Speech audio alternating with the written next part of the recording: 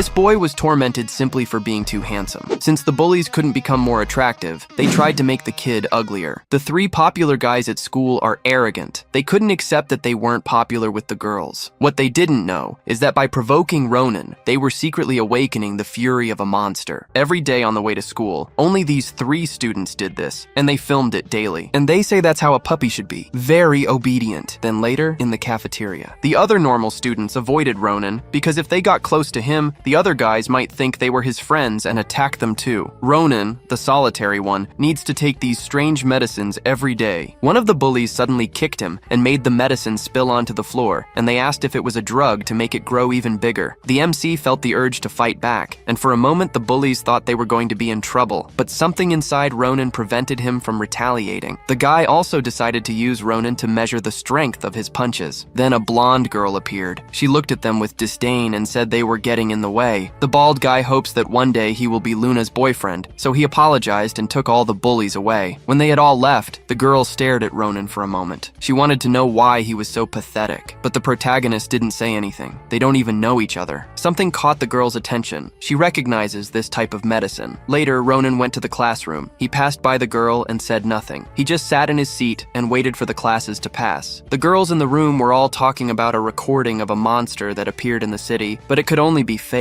Later at home, Ronan needed to hide his bruises so his family wouldn't find out. But that wasn't the only thing he needed to hide. His grandmother noticed that there was a footprint on the back of Ronan's shirt. Is he being used as a floor rag? Outside the building, the recording of a supposed monster that the girls saw was not fake. He looked up and saw the target. While Ronan was in the shower, someone was at the apartment door. "It's the postman. I have a package." The lady didn't need to open the door. The postman opened it and frightened the old woman. This monster was here to have a snack of aged flesh. The demon was the one caught by surprise. The old woman dodged the attack and used a blood ability, and the lines made of blood powerfully tied him up. Then she asked him that he wasn't carrying any mail, so who sent him? The fight between the two made some noise, but the sound of the shower made Ronan not realize that a battle was happening outside. The creature tried to resist, but the old woman showed that she was the real threat there. Then she destroyed the demon. While Ronan was in the bathroom worried about hiding his bruises, the lady was doing the same. Her wound healed quickly, so neither wanted to worry the other. The next day at school, Ronan didn't tell his grandmother that he lost his medicines, which is why he was acting strange. In gym class, the boy was with Mobby, fell, and fainted. He woke up hours later, after class. It was already late. His head hurts, and it was already late. He slept for hours. While he thought he had a strange dream, he receives a call on his cell phone. His worried grandmother says they are going to move once again. She knows he doesn't like moving so much, but they'll have to do it again. The reason Ronan is excluded is that he never stayed long enough at a school. Whenever he entered a new school, his weakness would inevitably get him hurt, and his classmates were to blame for it. Making others angry, he ended up being excluded from the rest of the class. Friendless, Ronan has always been lonely. Before he could change that,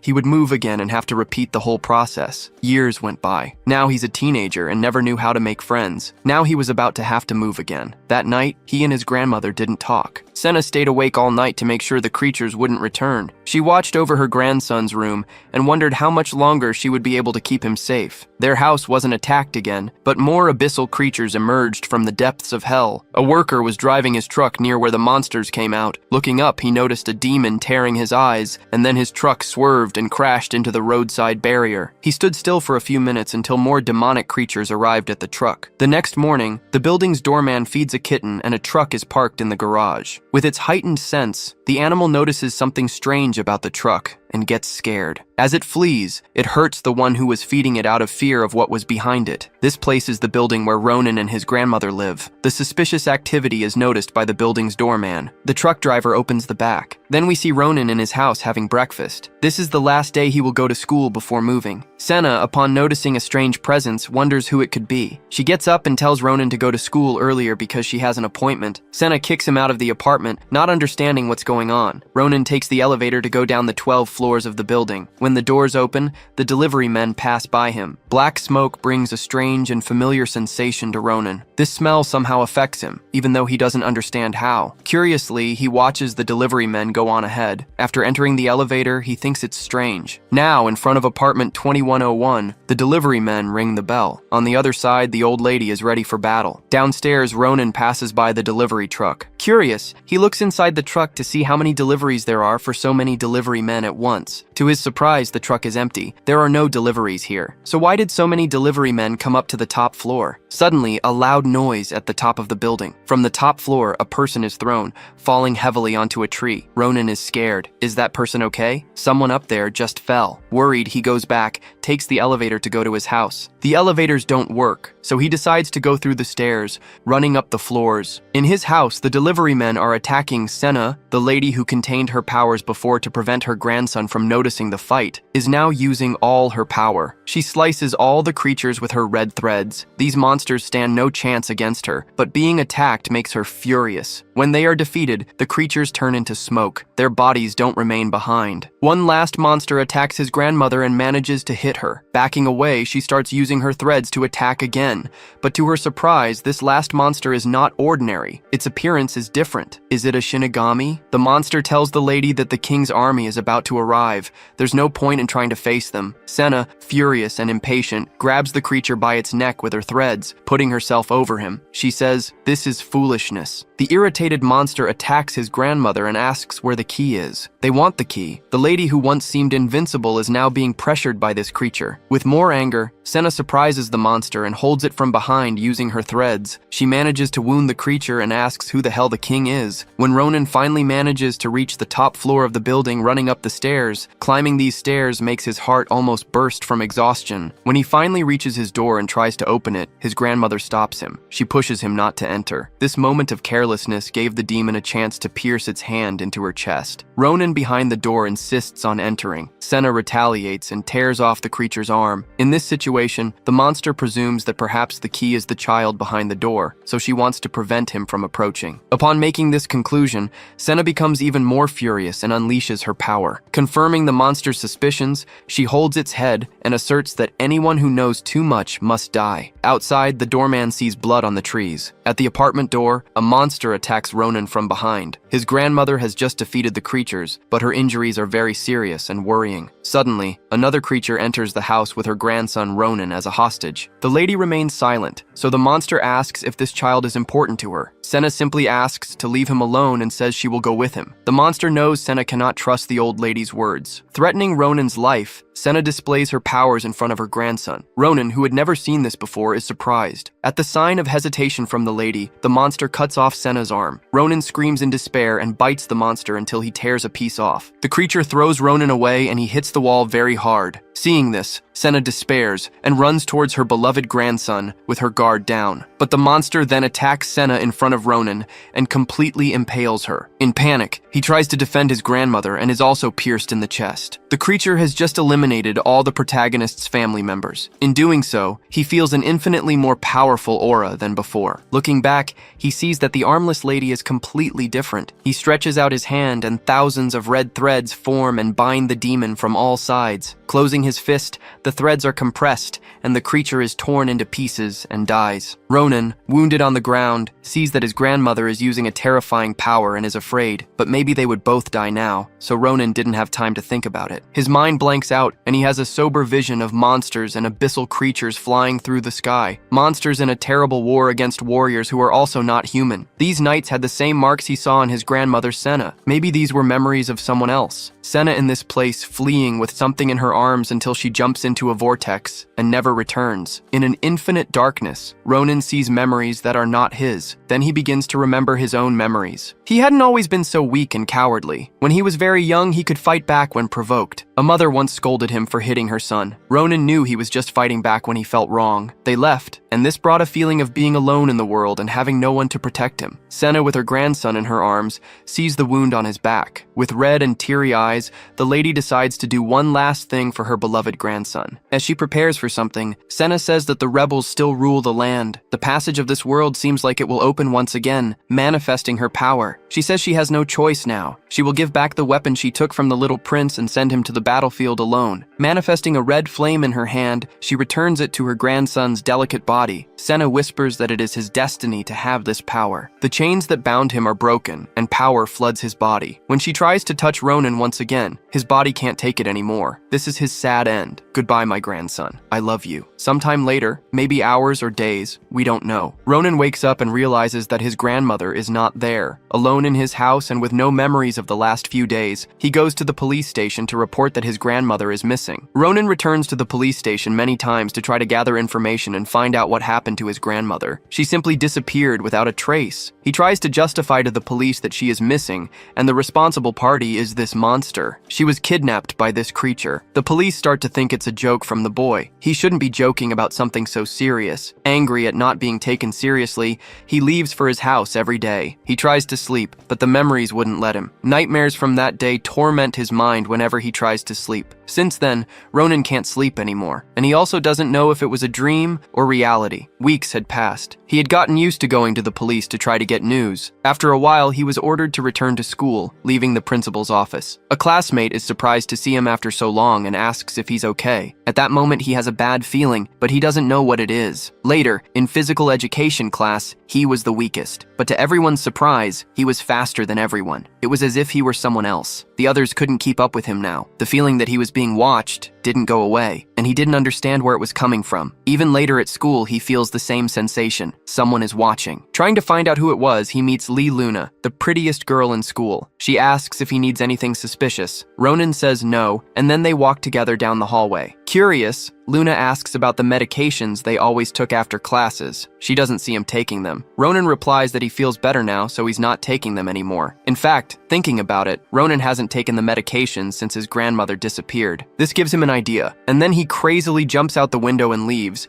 saying he has something urgent to do. Shortly afterward, Luna finds on the stairs the bully student who likes her very much. The idiotic, bald student, when he sees the girl, changes his expression. He tries to be friendly, but he is completely ignored. Walking down the hall, she says it's a good thing. At night, Ronan is standing on the street, thinking about what happened at school. His body is different. He's stronger. Across the street, he sees Luna working at her part-time job. He didn't know she worked here, and it's close to his house. He wonders if he should go say hi. However, an old lady behind him was collecting cardboard to sell. Being kind, Ronan offers to help her. He thought the old lady resembled his grandmother. Staring at the lady for too long, he felt embarrassed. Looking away, he finishes helping and leaves. Meanwhile, the boys from his classroom go to the store where Luna works. The girl seems not to like these people. They say they're there to buy drinks and cigarettes, so she asks them to show their IDs. The boys thought that being known would make her let them pass. So, furious, he says he'll beat her later if she refuses. His friend then warns that the school bully likes her, and if he does something, he'll die. They were kicked out and didn't get what they wanted. While the blonde got angry, his friend drew his attention and pointed to a homeless lady. The boys go to the lady and offer money for her to buy drinks and cigarettes for them. The lady, even though she is poor, refuses and says that boys shouldn't smoke and drink. They get angry and say the lady is poor, so she should just take the money. Ronan, near the place, saw what they were doing and got angry because they were mistreating the lady. He takes the lady away from them and tells her to leave. After he does this, the boys go to him to ask why he's interfering. Is this lady his grandmother by any chance? Ronan, realizing what they did with the cardboard the lady collected so hard, got enraged. And the boys find it amusing to see the weakling angry at them. They take Ronan to an alley and say they're going to teach him a lesson. They throw him on the ground, and while one of them kicks Ronan, the other stands guard to see if anyone is coming. Ronan was beaten, and something broke inside him. With each blow, something was changing. The boy kicked his head and felt something wrong. Ronan grabbed his foot and squeezed hard enough to break it. The other bully, hearing the screams, came running and asked what he was doing, why he was hurting his friend. Ronan seemed not to be conscious of himself,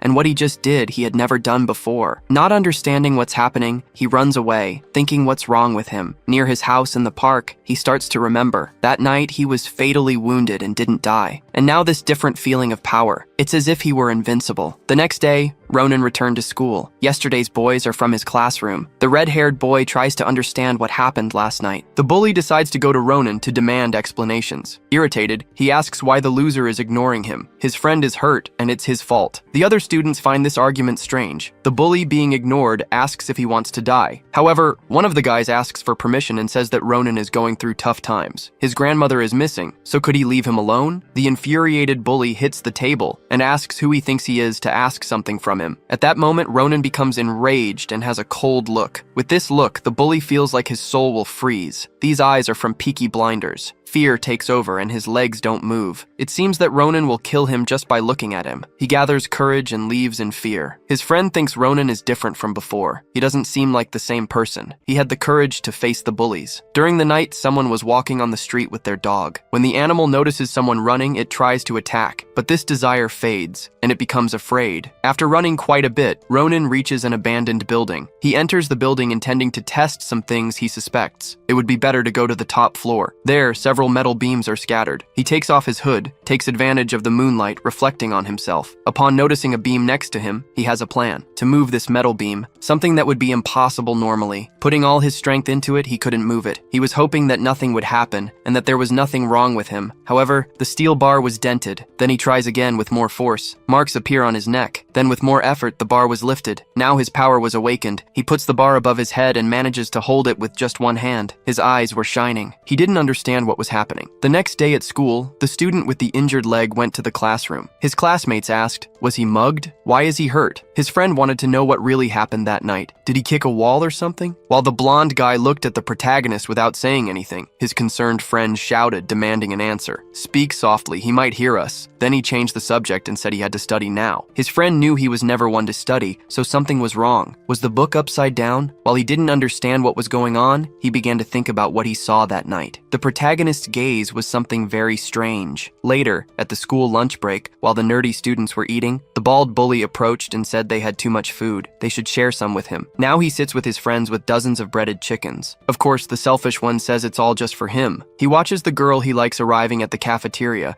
and waves for her to sit with him. He said she's too skinny, so she eats a lot and gains a little weight. It won't be a problem, but she completely ignores him. The idiot freezes. Meanwhile, the prettiest girl in school asks if she can sit next to our protagonist. This catches everyone's attention in the cafeteria, because not only does she sit with him, but she also seems very friendly with this student. The angry and frustrated school bully sends out an aura of hatred. After lunch, he confronts his friend, asking how that weak student broke his leg. He doubts that the protagonist got so strong. He's just a loser. But the boy insists he's weird. That wasn't normal. You're a friend. Hit the wall. Say he's crazy. It's impossible for someone to change like that. Did he hit his head? As the students talk, someone says that this is very childish. That person is Luna. She says it's pathetic. They used to beat him up when he was weak. Now that he's strong, they're afraid. She says to be honest and admit it's true. He doesn't let it affect him and says the girl's jokes are funny. That loser is just putting on a tough act, but soon he'll show his place. The girl then says, show him who's on top, as if challenging him. The bald one asks why she was comparing him to the loser. She then approaches and says, be honest, admit you're scared, and it's okay. She understands. After being challenged like this, he smiles and says that loser messed with everyone's head. He's going to teach a lesson, a therapy that will put her in her place. Later that same day, Luna sent a message to the protagonist, saying he should go to the back gate after school. If he doesn't, those guys will continue bullying him. This message reached him and the other students,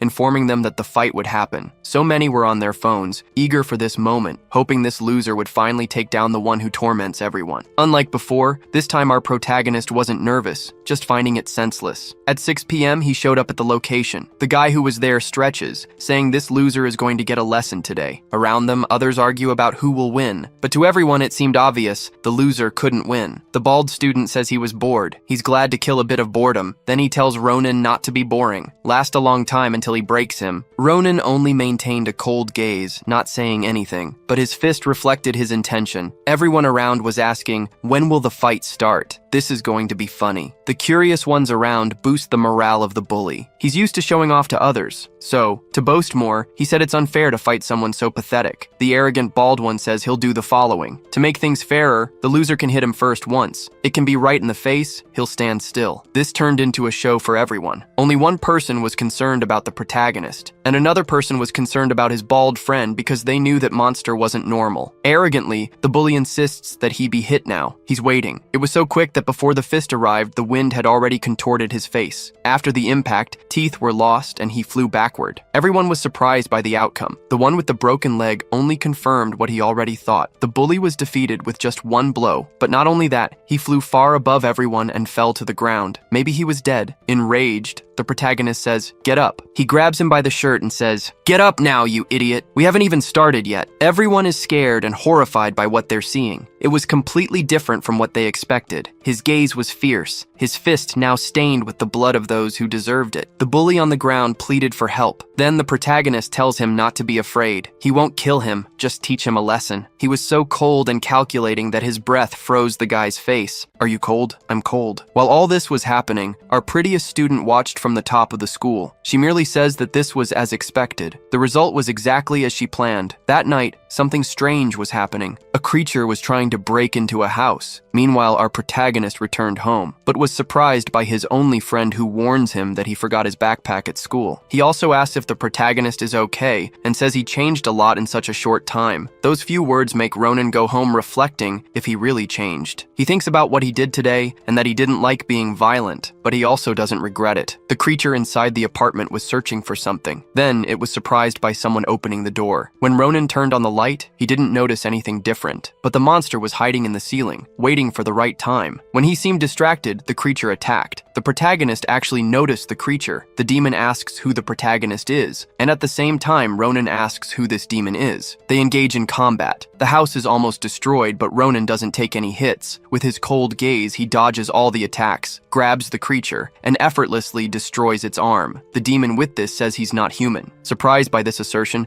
he tears off its arm. Then the creature flees through the window. Jumping from the building, he thought he was safe, but the human descended without thinking behind the creature. Jumping on the fans and finally striking hard, the creature falls heavily to the ground. When it finally lands on the street, he sees that the creature still escaped, but it's severely injured and should be easy to track. The demon wonders who he is and must report this to his leader immediately. There shouldn't be a human like this. As he ran, he was again surprised by the cold-eyed human. Both the demon and we are frightened. The creature's blows are useless. Ronan is now totally different. Calmly, he watches the creature flee, then grabs an umbrella. With his newfound strength, he prepares and throws the object, impaling the creature, which didn't even have a chance to perceive something so fast approaching. The impact was so powerful that the monster was stuck to the wall. Then Ronan approaches while holding the umbrella. He asks, "Why was it here? Who is he? What did he want?" The monster, with no choice, responds that it's here for Sana. This makes Ronan remember the day his grandmother was attacked, and he doesn't remember how she disappeared. The creature says that the fighters who were sent last month after the woman, none of them reported back or returned. Ronan then asks, why his grandmother? The monster replies that it's not his grandmother they're after, but the former general of the guards. So the monster asks if Sana is the boy's grandmother. Angry to learn that they attacked his grandmother, he doesn't respond to why they're doing this. The creature shouts that they're searching for the key. She has the key, so consent them to retrieve it. With a cold and now hateful look, he asks where the other demons who attacked his grandmother are. The creature responds from the other side of the portal, and asks if he shouldn't know since he's also a demon. With this assertion,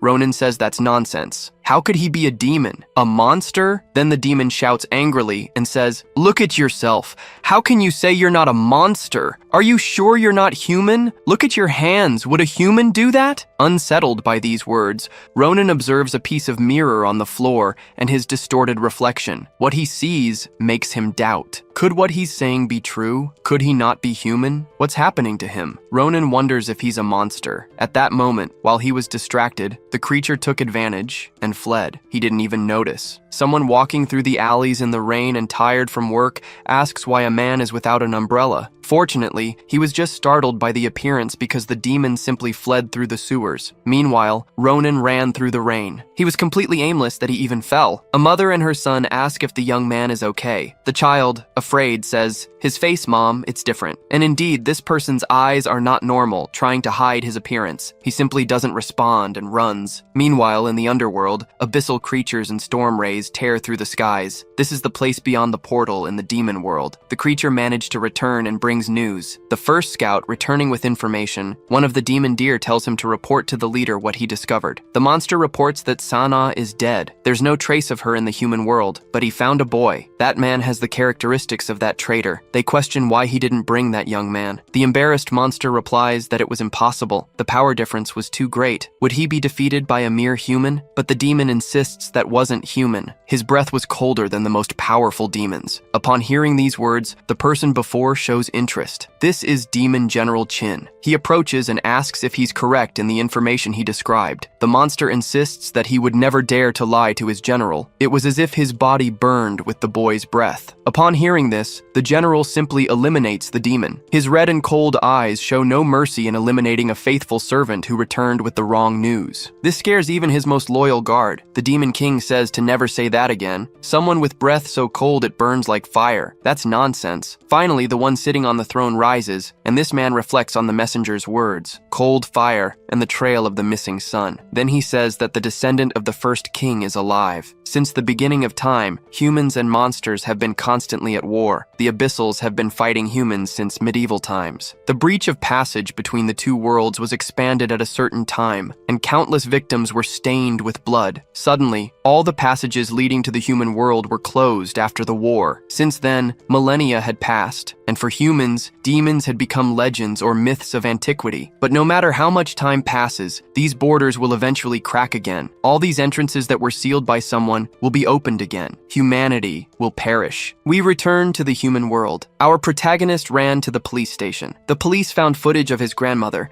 after the period she disappeared, who was indeed Ronan's grandmother. The police questioned if his grandmother was sick because where she was filmed was a place where people buy medicine. This makes him remember that his grandmother gave him medicine, those black pills from the beginning of the story. He then asks the police to send the address by email and rushes to the same location as the footage. He went to investigate because if his grandmother bought the specific medicines from someone, maybe that person knew more information. After much searching, he found it. This was where his grandmother bought those black pills. Who are you? He only mentions his grandmother's name, and upon hearing these words, the man tells him to wait here. And after waiting a few seconds, the protagonist realized the man had fled, so he decided to chase after him. For some reason, the man abandoned his shop, so Ronan pursued him. Through vehicles, walls, the man couldn't be faster than the little monster Ronan, so he decided to attack. But upon hearing it was his grandma, the man stopped. Doubtfully, he asks what the boy said. He repeated that Sana was my grandma, and she bought this for him. Surprised, the man now decided to talk. This is medicine with many side effects. Its purpose is to prevent demonic powers from appearing. He explains that demons who escaped from the underworld here have weak powers. They take this medicine to disguise themselves among humans. This makes the protagonist wonder if what his grandma was doing meant he was also a demon. So, could he really not be human? Meanwhile, the merchant wondered if this was the child Santa brought through the rift between the human and demon worlds. The protagonist asks him to tell about his grandma's story. The man explains that Sana was the greatest warrior of the demon kingdom, and so she was the general of the royal guard and served the empress. One day, an act against the will of the heavens occurred. The king's younger brother, Kum, had created an army and invaded the palace, and that was the beginning of terrible days. Many tried to protect the king and became mere ashes lost forever. In the end, the king and queen fell. Kum sacrificed thousands of his brother's followers to take the throne. Only a few survivors of the old king managed to escape to a human world and hide here. So, for centuries, some demons live among humans. After a while in hiding, Sana found him. Kum sent fighters to hunt them down, and the old man thought the boy was one of them. The protagonist asks if that's why the old man fled, that he was an envoy of Kum? The answer is yes. Furthermore, the old man explains he's a fugitive demon and knows they're trying to take something that the boy's grandmother has. So when she stopped coming, he got worried. He didn't know what had happened. So the old man asks, did something happen to her? This brings sadness to Ronan because he has to inform that his dear grandma died. He then warns that those people won't give up. They'll continue sending people to hunt down folks like them, especially the protagonist. These words make Ronan angry because, in the end, it was all about him. Later, on top of a building, he questions, to himself, his own existence. As a human or a demon didn't matter. However, the most valuable thing he had, they took away. So now he won't hide anymore. They'll pay with their lives, and that's all that matters to him now. Meanwhile, in the demon world, they search for survivors and say that no one returned alive. It truly is why it's called the passage of death. The two demons say that humans are arrogant. They think just because they can't pass, now they're safe. They assert that they'll conquer the human world without suffering any harm as soon as the passage is open. The black-haired boy with red eyes says that Sana surely left the key to this passage for the deceased son of the former king. The current demon king says that this child is the opportunity they have, so he orders chaos to be given to the soldiers and send them to find the child. Now we return to Ronan's house. He searches among his missing grandmother's belongings and precious memories. A picture of the two catches his eye. He says that no matter where she came from, how old she is, she'll always be special to him. Ronan tucks the photo into his coat and says she'll always be the same grandma he's always had. On his first day of school, after that confrontation with the bald bully, rumors spread that he had defeated the person everyone hates. And because of that, people who used to ignore him are now friendly with him. Ronan doesn't understand why this is happening, so the boy who used to talk to him says things have changed. Before, nobody had the courage to face that person and avoided him to not be targets too. Now they'll never have to see Sang-chun again. The girl who he knows you guys find very pretty approaches and tells Ronan that he should meet her after school. Our protagonist asks why he should. However, his friend forces him to say he'll meet her. He even congratulates him. Now Ronan is a normal student, has a normal life, and maybe he'll get a girlfriend. Meanwhile, we see elsewhere the angry bald bully taking out his anger on others. They wonder why everyone is gossiping so much. How dare they spread the news that he got beaten up? The boy with the broken leg asks if they're going to do the same to the protagonist. With a dark look, he questions if they have something against him. His friends respond no. Then the ugly bald boy says that a dog that bites people must be put down. Their plan was to corner Ronan's only friend and say they want to meet with Ronan to apologize. The boy refuses and then he gets slapped. Irritated, the horrible bald one asks if he's sure of what he's saying. He gives a few more arguments in the belly to convince him to obey. Finally, the last argument was in his hand. To his surprise, something unexpected happens. The boy, even though humiliated, retaliates and tries to hit the bully's face. Perhaps he no longer wanted to take a beating without fighting back. Being challenged once again leaves him so furious that he retaliates with full force against the defenseless student. Meanwhile, Ronan was in the classroom thinking about the events in the demon world, and then realizes that his friend who went to the bathroom is taking too long to return. Furthermore, the bullies are not in the room. When he went out to look, fearing the worst, his friend returned. But despite his appearance, he doesn't say what happened, just that he was skipping class. The boy insists on not telling Ronan that they asked to meet him because he knows it's a trap. At the protagonist's insistence, his friend reveals that he fought with them, but it's nothing serious. They weren't even that strong because he managed to punch the bully. Determined to do the opposite of what his friend wanted, Ronan decides to go meet them. Not because his friend warned that they want this, but to ensure that they don't touch innocent people anymore.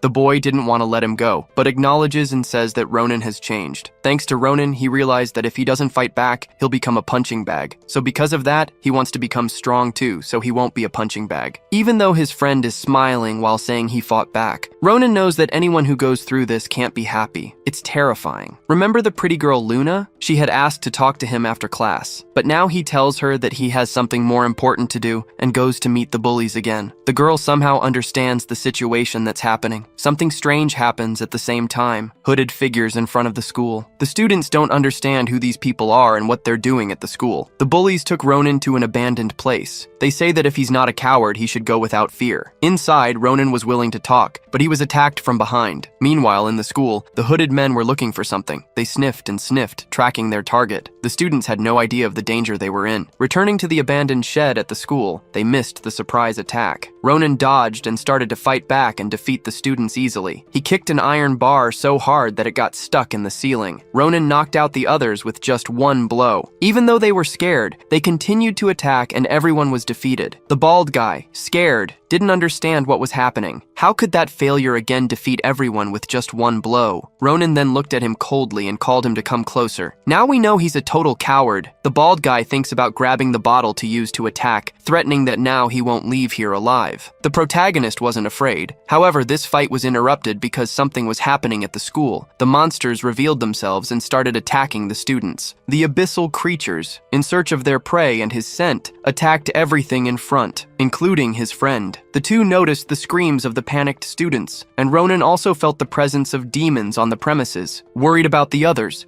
he turned his back on his enemy. Then, without mercy, he attacked him from behind. Even in this cowardly way, Ronan realized in time and closed the door, preventing the attack. The protagonist simply said, "If they don't want to die, everyone stay in there because something dangerous is happening." Ronan ordered him to shut up now. Furious, the idiot bald guy was determined to kill him in revenge for the humiliations. When the teachers noticed the noises and went to ask why the students were making so much noise, they caught sight of the scene of their students being silenced forever in front of them. The creatures attacked everything in front, including the teachers. Everything was a target in search of the key. Luna was in another part of the school that hadn't been attacked by the demons yet. Then she finally heard that the other side of the school was being invaded by monsters. Quickly, upon hearing this, she ran towards the location. While everyone else was fleeing, she ran towards the monsters. Facing the first demon, she dodged with precision. Using a weapon on her leg, she sliced the creature. Jumping over it, the beautiful girl grabbed the creature by the neck, pulling the line tautly, and the creature was eliminated. This perverted monster was sniffing the student's neck. His friends, afraid of the situation, simply abandoned him. Another innocent student would be unjustly eliminated. However, Ronan appeared and triggered the fire alarm. With that, the monsters finally identified their prey and attacked him. His intention was to escape and lure the creatures away from the other students. Along the way, the bully wanted to ambush the protagonist for revenge, but without him noticing, the monster grabbed him and threatened the protagonist. "Keep running or he dies." If I were the protagonist, I wouldn't obey. I'd let that trash be eliminated. The idiot student was now screaming for help. "Don't just stand there. Help me." At that moment, Ronan asks, why should he help? Upon hearing those words, terror flashes on the bully's face. As the creature lifted its prey in the air, he screamed that he made a mistake. He regrets it and pleads to be saved. In his last seconds of life, he noticed that Ronan disappeared. He thought he fled, but in seconds, Ronan hit the creature, freeing the bully. Without wasting time, he delivered blow after blow, a force so powerful that it even destroyed the wall. This force the bully had just witnessed. The boy he wanted to get revenge on is powerful in a way that can't be imagined possible. The result of this fight was the bully trembling in fear after being certain that the monster was defeated. Terrified, he asks, "Is Ronan a human?" Perhaps the protagonist had doubts about it, but he would say yes. But before he could answer that, another monster is thrown against the wall upon checking. The student is beautiful in constant battle against the creatures. I'd love to see under that skirt. Ronan wonders how she is so powerful. Then, the girl turns her attention back to the two. Seeing that they are there, standing still, she says, "Why are they so useless?" And then she jumps and steps on the bully's face, leaving him unconscious on the ground. She tells Ronan that she will take care of those who are inside. He must escape from the building, so they will go after the protagonist. Initially, Ronan doesn't understand why. She asks if he's an idiot and hasn't realized yet that the monsters are after him, so if he leaves here, they will follow. At that moment, the protagonist had several questions to ask the girl, but dozens of monsters appear in the hallway, and she shouts for him to be quick to flee to the school gym. Determined to resolve the situation, he jumps out the window and runs to the gym. Upon arriving there, he looks back and asks why none of them are following. To his surprise, they jump out the window. With so many attacking at once, he can barely defend himself. Being pressed by the creatures, a disgusting drool dripping onto his face, until the girl's wire catches the monsters, and they are pulled away and eliminated against the wall. Ronan asks who she is and how she can fight so well against these monsters. Luna replies that those questions will have to wait. They have more urgent things to do because the monsters have started to invade the location in droves. Now there are dozens and dozens of creatures. The two are cornered at a total disadvantage. The monsters begin to merge, transforming into a colossal creature full of eyes. This bizarre transformation gives them time to hide. As the creature is distracted for a few seconds, Ronan wonders how they managed to deal with something that big. Luna then says she has an idea and tells him about it. Right after that, the monster realizes that the girl is calling out, shouting that he is hideous and noisy. The monster's initiative to attack with that giant hand is deadly. He intended to grab the beautiful girl and crush her with just one hand. Then she dodges and makes the giant curtain fall onto the monster, leaving it blinded. Looking up, she says it's his turn now. Ronan, hanging from the roof, uses something else he can tear off the iron structure from the roof and falls onto the monster, using that giant mantle to attack. Meanwhile, inside the school, all the students were wiped out. A different monster with a dark aura walked with a student in its arm. Peering through the window, he noticed something strange inside that gym. Perhaps it was the one he needed. On the sports court, the giant monster was defeated. It was impaled on the ground with a giant medal. Luna and Ronan watched to make sure it would be eliminated. The protagonist questioned if his grandmother also turned into ashes like this demon. Luna then said it's better for them to go to a safe place. But before they left, Ronan heard a scream. It was his only friend's voice. At the gym door, he was bleeding. The protagonist ran towards his friend asking if he's okay, why he's bleeding. Luna noticed the shadow at their feet and said that this darkness isn't normal. He questioned its importance. Then his friend started screaming in pain, so he ignored her warning and helped his friend. Just as the girl warned, something happened. A shadow loomed behind them, and a demon was ready to attack. The eerie creature pierced its giant hand through the two boys. Luna screamed for Ronan, but unfortunately, they both fell. The glasses boy and Ronan are going to die. This feeling is the same as the day he lost his grandmother. Will he go through this again? Losing someone important. Memories rushed forcefully into his mind as Luna screamed for Ronan. He remembered his happy moments with his grandmother, all the moments that warmed his heart. On his birthday, he wished wished to live forever happily with his grandmother. His happy memories have now turned terrifying. His grandmother is no longer in this world. His happiness is gone. He tries to touch her arm one more time and she turns into ashes. Before departing into his memories as well, she tells Ronan to protect the entrances to the other world. These memories and anger awaken in him a hidden power he didn't know how to use. Blue flames emanate from all sides of his body, worrying the demon and frightening Luna. The girl and the demon are sure Ronan is not the same as before. With just one step, he freezes everything around him. His icy breath is capable of freezing even the souls of the worst demons. After freezing the creature in front of him, he shatters it into pieces, and thus it is eliminated. After doing this, he faints. Much later, he wakes up in an unknown place. Someone treated his wounds and this bed smells good. Did the girl take him to her bed? As he exits the room and walks through the luxurious house, he notices sharp steel bars on the windows. After passing through the first door, he finds a complete arsenal with all kinds of possible weapons. This house couldn't be normal. Are these weapons exaggerated? When he notices someone approaching, he lurks and grabs an axe to attack. Ronan prepares to attack, and for a moment he was ready to eliminate anything. However, the creature was a beautiful girl. Will he eliminate her? After a few minutes, he was looking at a suspiciously shaped painting in the house. When she finally got ready and came down to talk to him,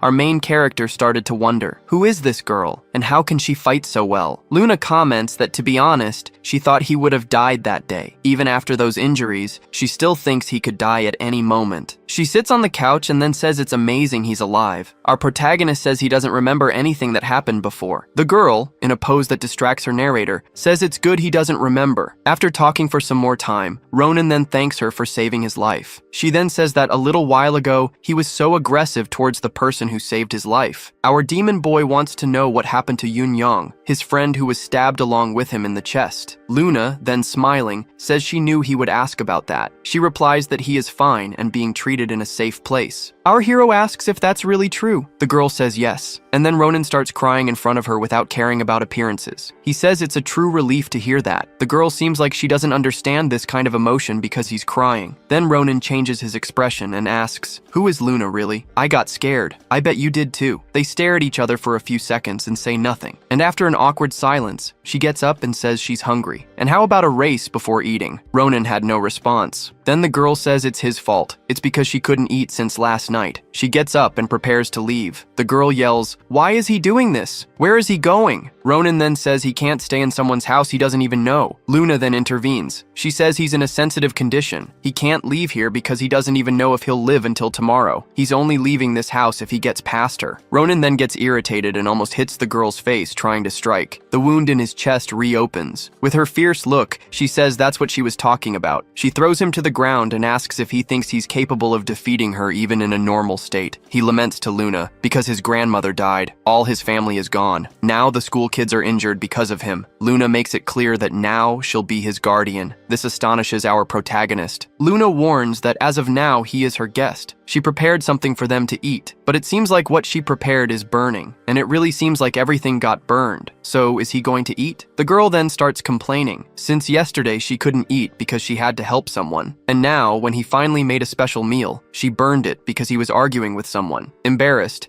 Ronan asks if she has any ingredients left. Then, our hero starts showing off his incredible cooking skills. He's more powerful in the kitchen than on the battlefield. In a few minutes, he prepared an amazing meal for them. He said his grandmother taught him to cook, as he should be independent. Luna is curious if he was close to his grandmother. He replies, "Yes, very close." And apparently our girl doesn't know what it's like to be close to someone. Then she asks, "What was she like?" While the two mysterious teenagers that I really want to be a couple talk in the normal world, news spreads. This terrible attack that happened. Recordings and images were posted on the internet, but the authorities took down this content from the internet, so people didn't know if it was reality or just a fake video. In a security council, they discussed how they would suppress this information from the general public. There were many survivors who could spread the truth. Plus, that student who defeated the creatures is still out there. The leader of this organization, we don't know who it is, then says he wants to meet this child right now. His interest is 100% focused without knowing who he is. We then return to a place where the atmosphere seems romantic. Ronan tells how his grandma was an extremely kind person with a pure heart. Even though he was a very difficult child, she never showed any discontent about her grandson. When he seemed like he was going to say something sad, Luna interrupts and says he's safe in this place. That apparently embarrassed him. He said he needs to do something now. So the girl asks if he's not curious to know what those creatures were. Ronan, remembering before,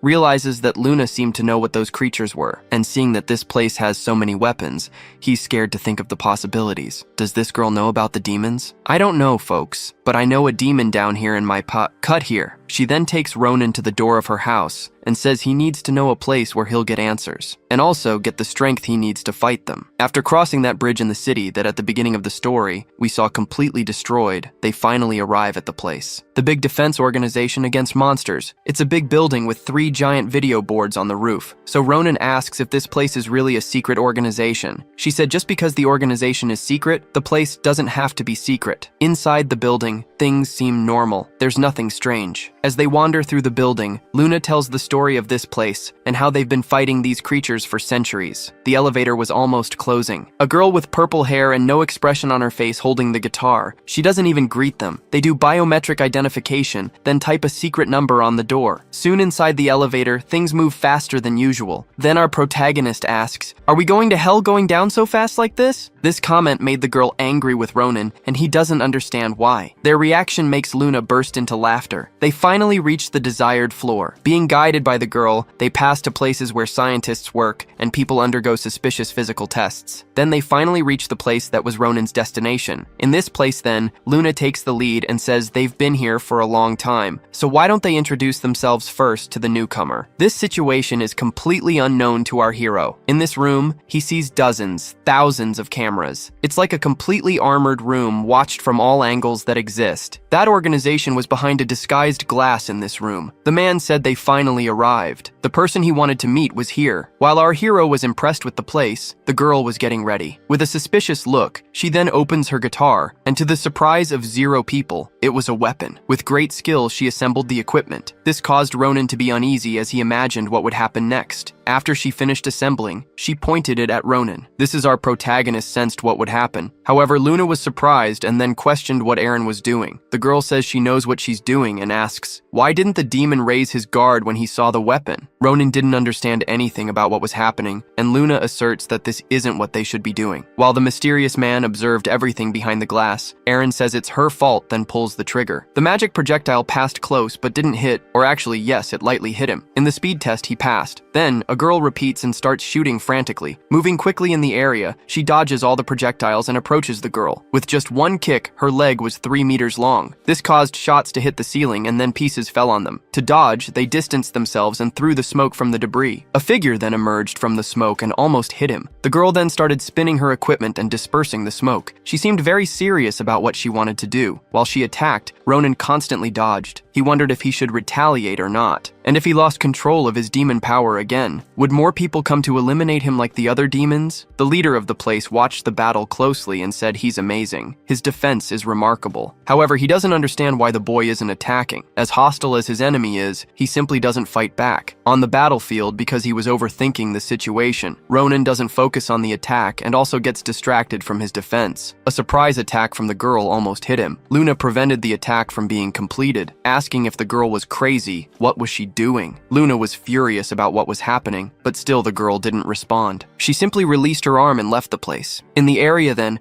they observed that the girl's hand was injured. What does this mean for you folks? The leader of the place reveals himself and comes to talk to the two. He asks why Ronan didn't show his strength and didn't retaliate. This attitude leaves Luna dissatisfied again. She says he's too hard on him, and why give orders without warning her? The leader replied that he wanted to know how he reacts to an unexpected attack. So, to be unexpected, it can't be warned. Ronan then reveals that he only dodged and didn't react to the attacks because the girl would be seriously injured. Looking coldly in the girl's direction, Ronan asserts he's sure of that. The leader then says he's underestimating that girl, and it hasn't been long since the protagonist developed his abilities for him to have all that confidence. The man then argues that demons have been trying to get rid of people with abilities like Ronan, Lee Aaron, and Lee Luna for a long time. So the leader questions if Ronan is going to sit there waiting for that to happen without reacting. This This was a demand for our protagonist to show his powers. Luna was going to interrupt once again. However, the leader explained that he will provide all the support Ronan needs to get stronger and survive the demons. But for that, he has to show his worth in front of his eyes. While they were talking, a woman appears on the panel saying she needs to talk to the captain about a matter they were dealing with before. Then he says they can continue this conversation later. That's all for today. Before he leaves, Ronan asks if all monsters have to die. This question leaves the leader in doubt, because for the man,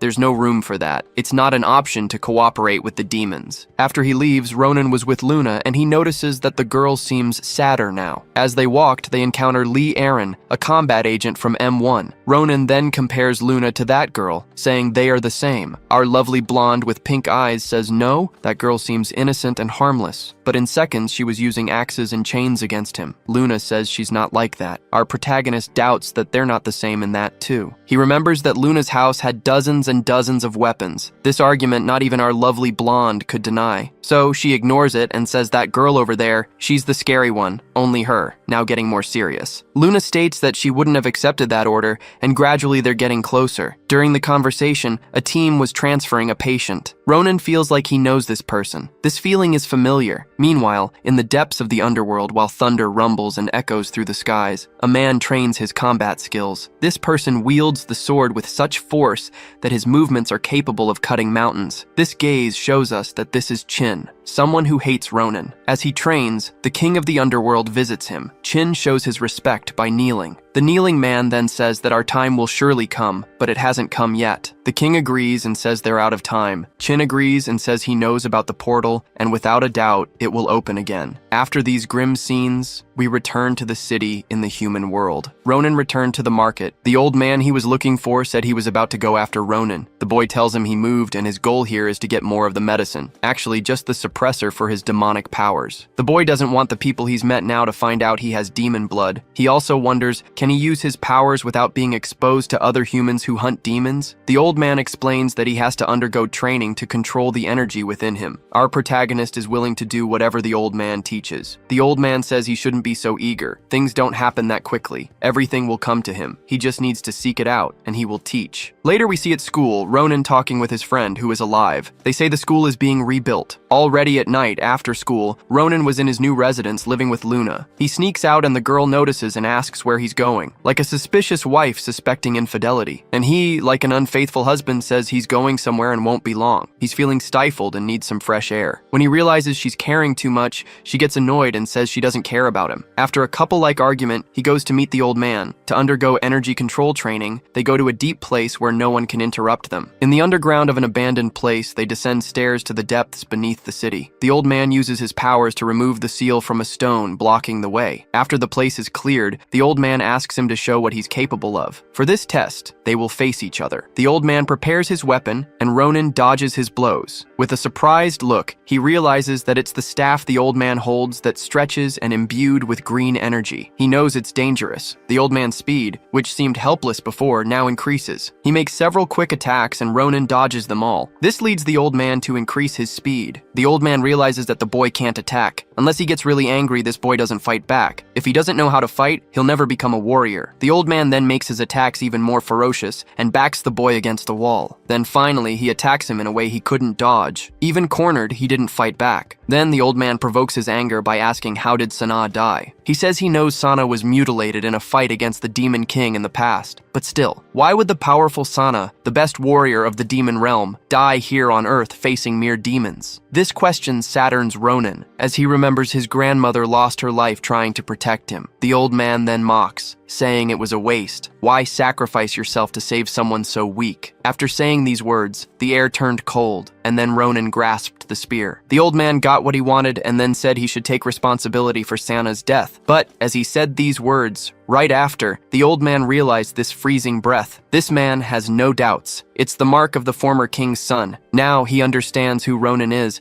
and can't believe how this child is here. We are shown more about the past. The rift, he knows, is a portal between the human world and the demon monster. Monsters still yearn to live in the human world, but humans have always kept them under control. If there's a way to enter the demon world, there's a way out to the human world. Eventually, humans found this rift and entered the demon world, but the plan failed. All humans who passed through the farm were crushed and incapacitated at the entrance. In the tour, there was only one survivor who found a demon world. King Khan, who desired only tranquility, helped the surviving mortal woman. This resulted in an event never seen or imagined in human history. The king and the mortal woman fell in love, and from this love, they created a new life form of this world. And the root of all this, a boy, half monster and half human. Who did Sana bring to this place? The prince of that demon world. At that moment, panic took over the old man's mind. Then, on the surface, the rain fell heavily on the empty place. Underground, the man helped Ronan control his infinite demonic energy. According to the old man, this energy seemed to explode at any moment. It is malicious and wicked. After finishing the session,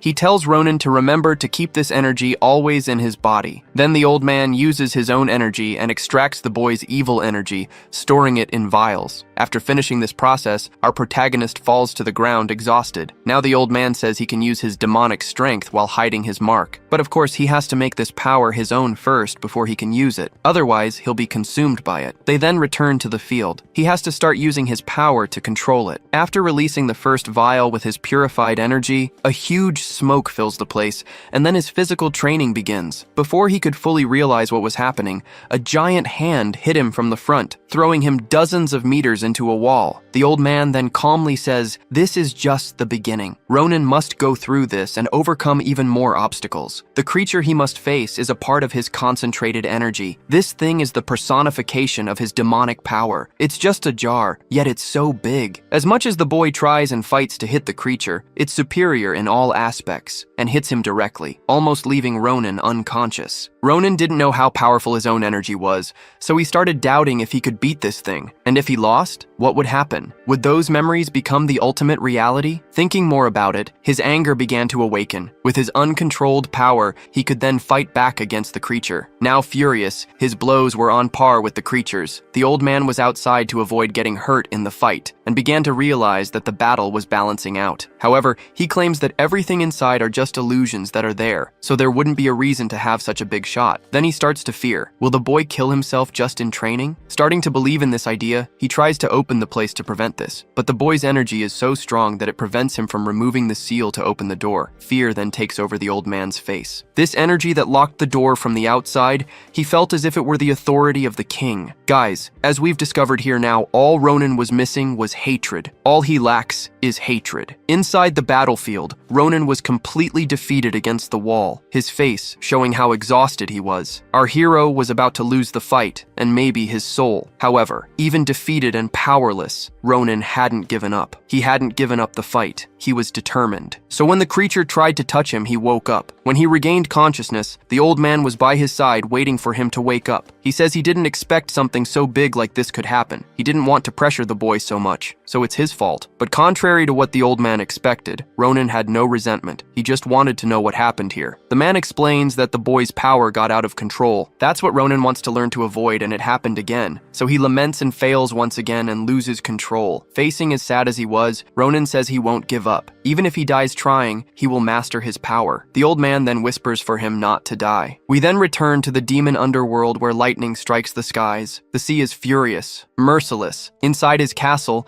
the current king was waiting for information. The demons share the report that underworld food is running out. That is, the demon world is becoming uninhabitable. So for them to survive, they want to go to the human world where food is abundant. One of the demon stags asks, "Until when will the people need to believe in Shen's words? When will he be able to open the door to the human world?" This doubt provokes the king's wrath. Then his servant asks for forgiveness. As his demon servant leaves, the king tells him to call Chen to him alone. The king then says this world won't last much longer. The longer he waits, the more his position as king is in danger. The demon messenger then finds Chen in front of the possible portal. He's there to warn that King Kum is looking for him. The demon asks if he has any problem with that. Chen says no. As much as this boy Chen is the king's sword, the servant can't even understand his intentions, and this is noticed by Chen. The young man tells the king's simple servant that he has eyes and ears everywhere. He rose to his position as the king's right hand using his power and shedding blood, so he should be more careful not to end up dead. After leaving the place, the demon says he will keep that in mind. Now we return to a human world in our couple's house. They are washing the dishes from the meal. Luna says it's been a week since the boy started going out every night like a stray cat. She then wants to know where he goes every day. As much as Ronan said it's just a walk, she says that won't convince her. But even though the girl was worried, Ronan doesn't reveal his intentions. Luna says she understands it's hard for him, but still, he shouldn't keep secrets in their relationship. These words make Ronan doubt and ask, what is their relationship? I bet you guys wished he was in a romantic relationship. After that conversation, our protagonist went for his training. And this time, several vases were hanging at the top of the cave. Then Ronan said he was prepared. The old man, then with a serious look, began to release several pots at once. As they were released, the whole cave started to fill with smoke. He warned Ronan that all of this is done by his power. He must not lose control by using his own power. The creatures then formed and attacked Ronan. He dodged them all and was completely focused. All the creatures tried to attack several times and he always dodged or defended himself. He says he can now clearly see their movements, so he managed to retaliate. The old man says it's only been a week and his pace has grown monstrously. However, the man says that even though it seems he has surpassed the king's power, he cannot be underestimated, for this is the legacy of the one who ruled the top of the demon world. So now his power manifests with all the creatures around him. Each of them represents a part of the power: speed, strength, ice, barrier, and eternal flame. All these are manifestations of his power. So Ronan says he's ready to destroy them all. Taking a deep breath, he then attacks. As he hits the creatures, they dissolve and are not defeated. They just explode. Thus, he didn't know how to defeat the mana creatures. The monsters were powerful and attacked from a distance. The battle that seemed decided at first was now unbalanced. Ronan tried to defeat them, and the old man watched. The old man admits that he is beginning to master his own power. He makes a series of moves using the elements of the battlefield to defend himself. This creativity was making him gain more combat experience and managed to attack the monsters directly now. Ronan finally managed to attack one of the creatures and destroyed the monster's horn. By doing this, the power that this monster represented became the protagonist. Now more powerful, Ronan made an area attack spreading ice throughout the battlefield. By doing this, he realizes this power is too strong and froze all the creatures. Even the old man at the top of the battlefield risked being affected. Impressed and proud for the boy, he managed it. While our protagonist was in secret training to master his powers, Luna was also part of an organization and was training alongside other members. Her training outfit distracts me. Sorry, guys. She observes the girl, who apparently is her rival. She's also very beautiful, we have to admit. The goal of this training is to reach the 10th floor of this building first while facing challenges. Luna was focused on her test. When the race began, they took off, competing against each other. The girls started and it was like they were ninjas. Luna ran along the walls and the other girl climbed. Our blonde girl stopped for a moment to say she was faster. But at that moment, the purple-haired girl used her acrobatics and then took the lead. Luna is sure her rival wouldn't accept defeat. While they were competing, the normal people were barely managing to climb the beginning of the building. A League of Legends character with her giant gauntlet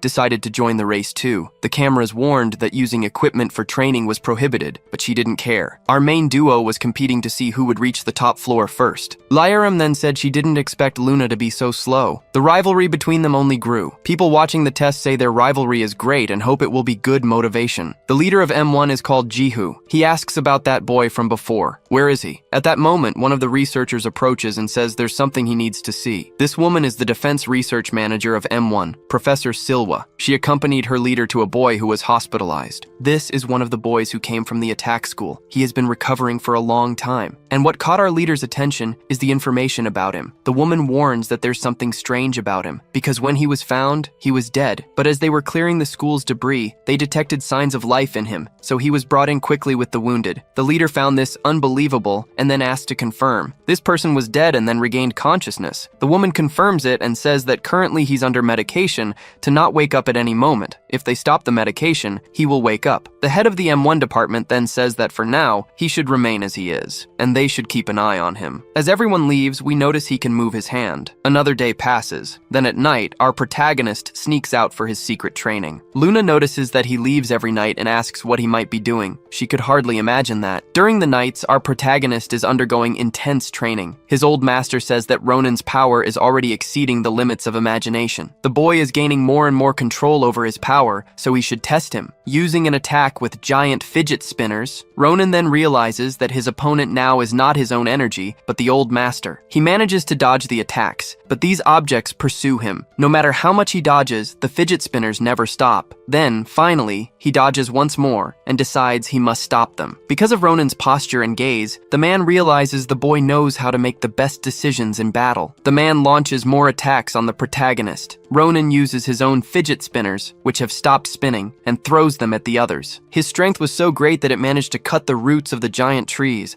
and finally he managed to stop all the objects. Now the old master has also entered the battlefield. The man was gigantic and said he would unleash all his power, so the boy should be prepared to face him. Ronan should try to knock him out, that's all. The true identity of the master is Musin, the former military leader of the demon race. He escaped to the human world and now helps exiled monsters. Now he looks menacing. He grew larger, and his skin is very resistant. Ronan, attacking the giant in his chest, his attack ricochets. His attack didn't even have an effect. The old man then says it's his turn to attack and hits Ronan in the chest. This attack goes through his body and leaves a gigantic mark on the wall. After a few seconds, Ronan is thrown with the force of the impact. The famous attack has a delay. This blow almost knocked him unconscious, and the old man didn't stop there. His next attack was powerful, but Ronan managed to deflect the direction of his attack. The man then reveals that he cannot be injured by Ronan's attacks, so he should also try to attack without holding back. While the old man is in this transformation, his body is indestructible. The master and his disciple engage in intense combat. The effects of their attacks can be felt on the surface, as they are underground. The master decides he will take the fight even more seriously. It won't be easy, and Ronan must endure. They exchange even more powerful blows. With each blow, he feels the boy evolving frenetically. At a certain moment, his indestructible body begins to feel the consequences of exchanging attacks with the boy. He recognizes that both attack and defense are increasing. He observes that during the battle, Ronan's eyes were illuminated. And then, as they exchanged one more blow, his disciple's attack was so destructive that it destroyed the entire training ground. The old man even lost his transformation. The master then understands that during this fight, the boy was hiding his demonic power. When he used a small part of it, this happened. Now, he is ready to control his power. The next day, our most beautiful girl is sleeping peacefully. As she slept beautifully, someone had cleaned the whole house and prepared breakfast. She got up, noticed everything was organized, and was surprised. The boy was a great husband. How was this possible? Ronan came back home earlier and woke up before her this time. He did all the housework. She can sit down, and the future father of her 6 children will serve her food. As they talked in the morning, Ronan mentioned that he always used to feel tired in the mornings, but now he feels better. Luna says that surely the walks he takes every night must be to blame for this. The beautiful blonde girl warns him that he's free to do whatever he wants, but he should consider the feelings of the people who are worried about him. Our hero then asks if she was worried about him. Now realizing the meaning of her words, Luna becomes embarrassed and tries to come up with some excuse. Trying to say many nonsensical words, the girl then rethinks and comes up with a justification. She says she was worried that something might happen to him, and she would be affected, that's all. Ronan apologizes for it. He says that since his grandmother passed away, he didn't expect anyone else could worry about him. The sweet way he said those words and his seductive gaze made Luna feel strange feelings inside. She then destroyed the imaginary roses she felt in denial. She's a warrior, not an ordinary girl. Now that Ronan is feeling better, she says he needs to go to M1 with her. As they walk, Ronan sees himself in the mirror and wonders if that day Luna saw his mark. That day at school, he definitely transformed and his demonic mark must have been apparent. This doubt left him very worried, so he asked Luna if the people at M1 know how to differentiate monsters from superhumans. The girl acknowledges that there are monsters that look like humans, but when they use their abilities, their appearance also changes, and then it's easy for anyone to recognize the marks they have. The girl's response made Ronan think that maybe she didn't notice his mark. Moreover, what M1 knows is that monsters are hunting Ronan and that he is a superhuman. Now something doesn't leave him at peace. His master said that now that Sana is dead, the monsters will come after him. As the boy was very pensive, Luna asked, "What's on your mind?" Ronan didn't listen to his future wife because he couldn't stop thinking about this issue. He wanted to understand what the demons want from him. Ronan then replies that they should go somewhere before going to M1. Meanwhile, normal people were going to school. The boy who used to be a bully was now being friendly with the other students. Even though he didn't want to be aggressive, he politely asked weaker kids for their money so he could buy snacks and cigarettes. However, unlike before, the students now ignored him. When the other bully friends arrived,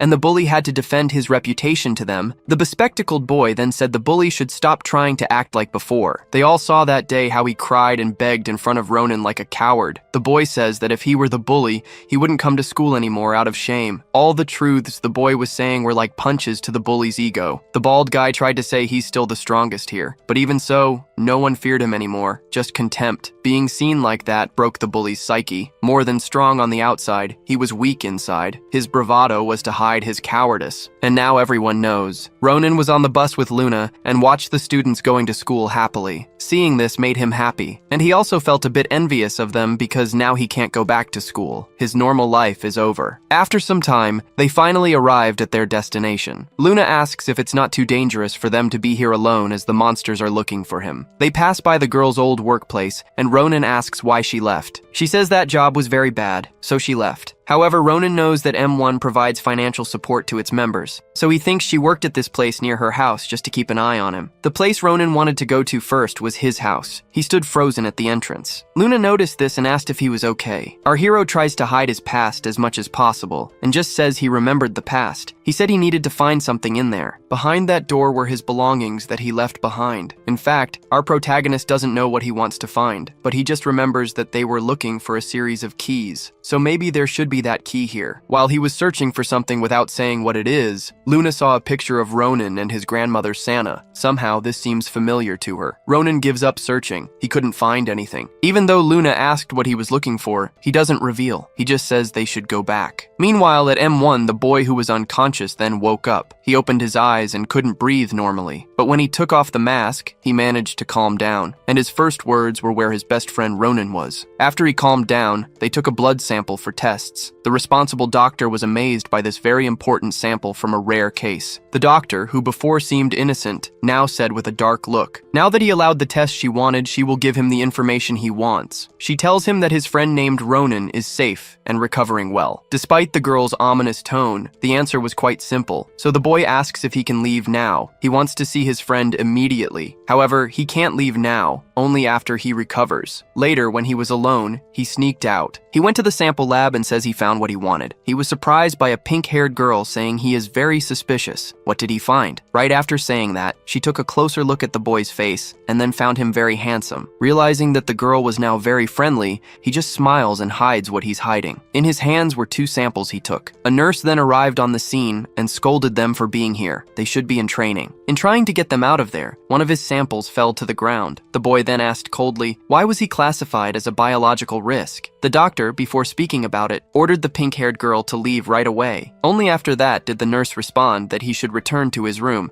and then he would have the answers. She pressed on his bracelet, and as she left the room, she was surprised. The girl pulled her from behind and then dragged her to the sample room. After some time, everything fell silent. Red stains spread across the glass of the door. The boy emerged wearing a doctor's coat, and as he observed these stained doors, he smiled at the sight of the red of life. Do you think he fooled our protagonist from the beginning? Or perhaps he is the demon who attacked before. Place your bets. Meanwhile, in the training room, people were discussing a rumor that had spread. They said Lee Aram was attacked by a civilian. It seems that nobody is very close to the girl, as they didn't have the courage to talk to her personally. One of the agents then went to her to ask if it was true that the veteran had difficulty facing a civilian who had just awakened. The boy seemed confident, but he was ignored by the girl, and then he became outraged. He then angrily wonders how amazing this guy must be for this to be true. As always happens in our lives, the person they were talking about arrived at the training center. All the agents then became serious, looking at him. The newcomer of the rumors is Ronan, the one she attacked the first time, and Luna stopped the fight. Now everyone is eager to see for themselves who this person is. Is he as strong as they say? The pink-haired girl is a little devilish as she says that this boy is also very handsome. She was the only one admiring the protagonist's beauty, as everyone else was hostile towards him. The M1 leader observed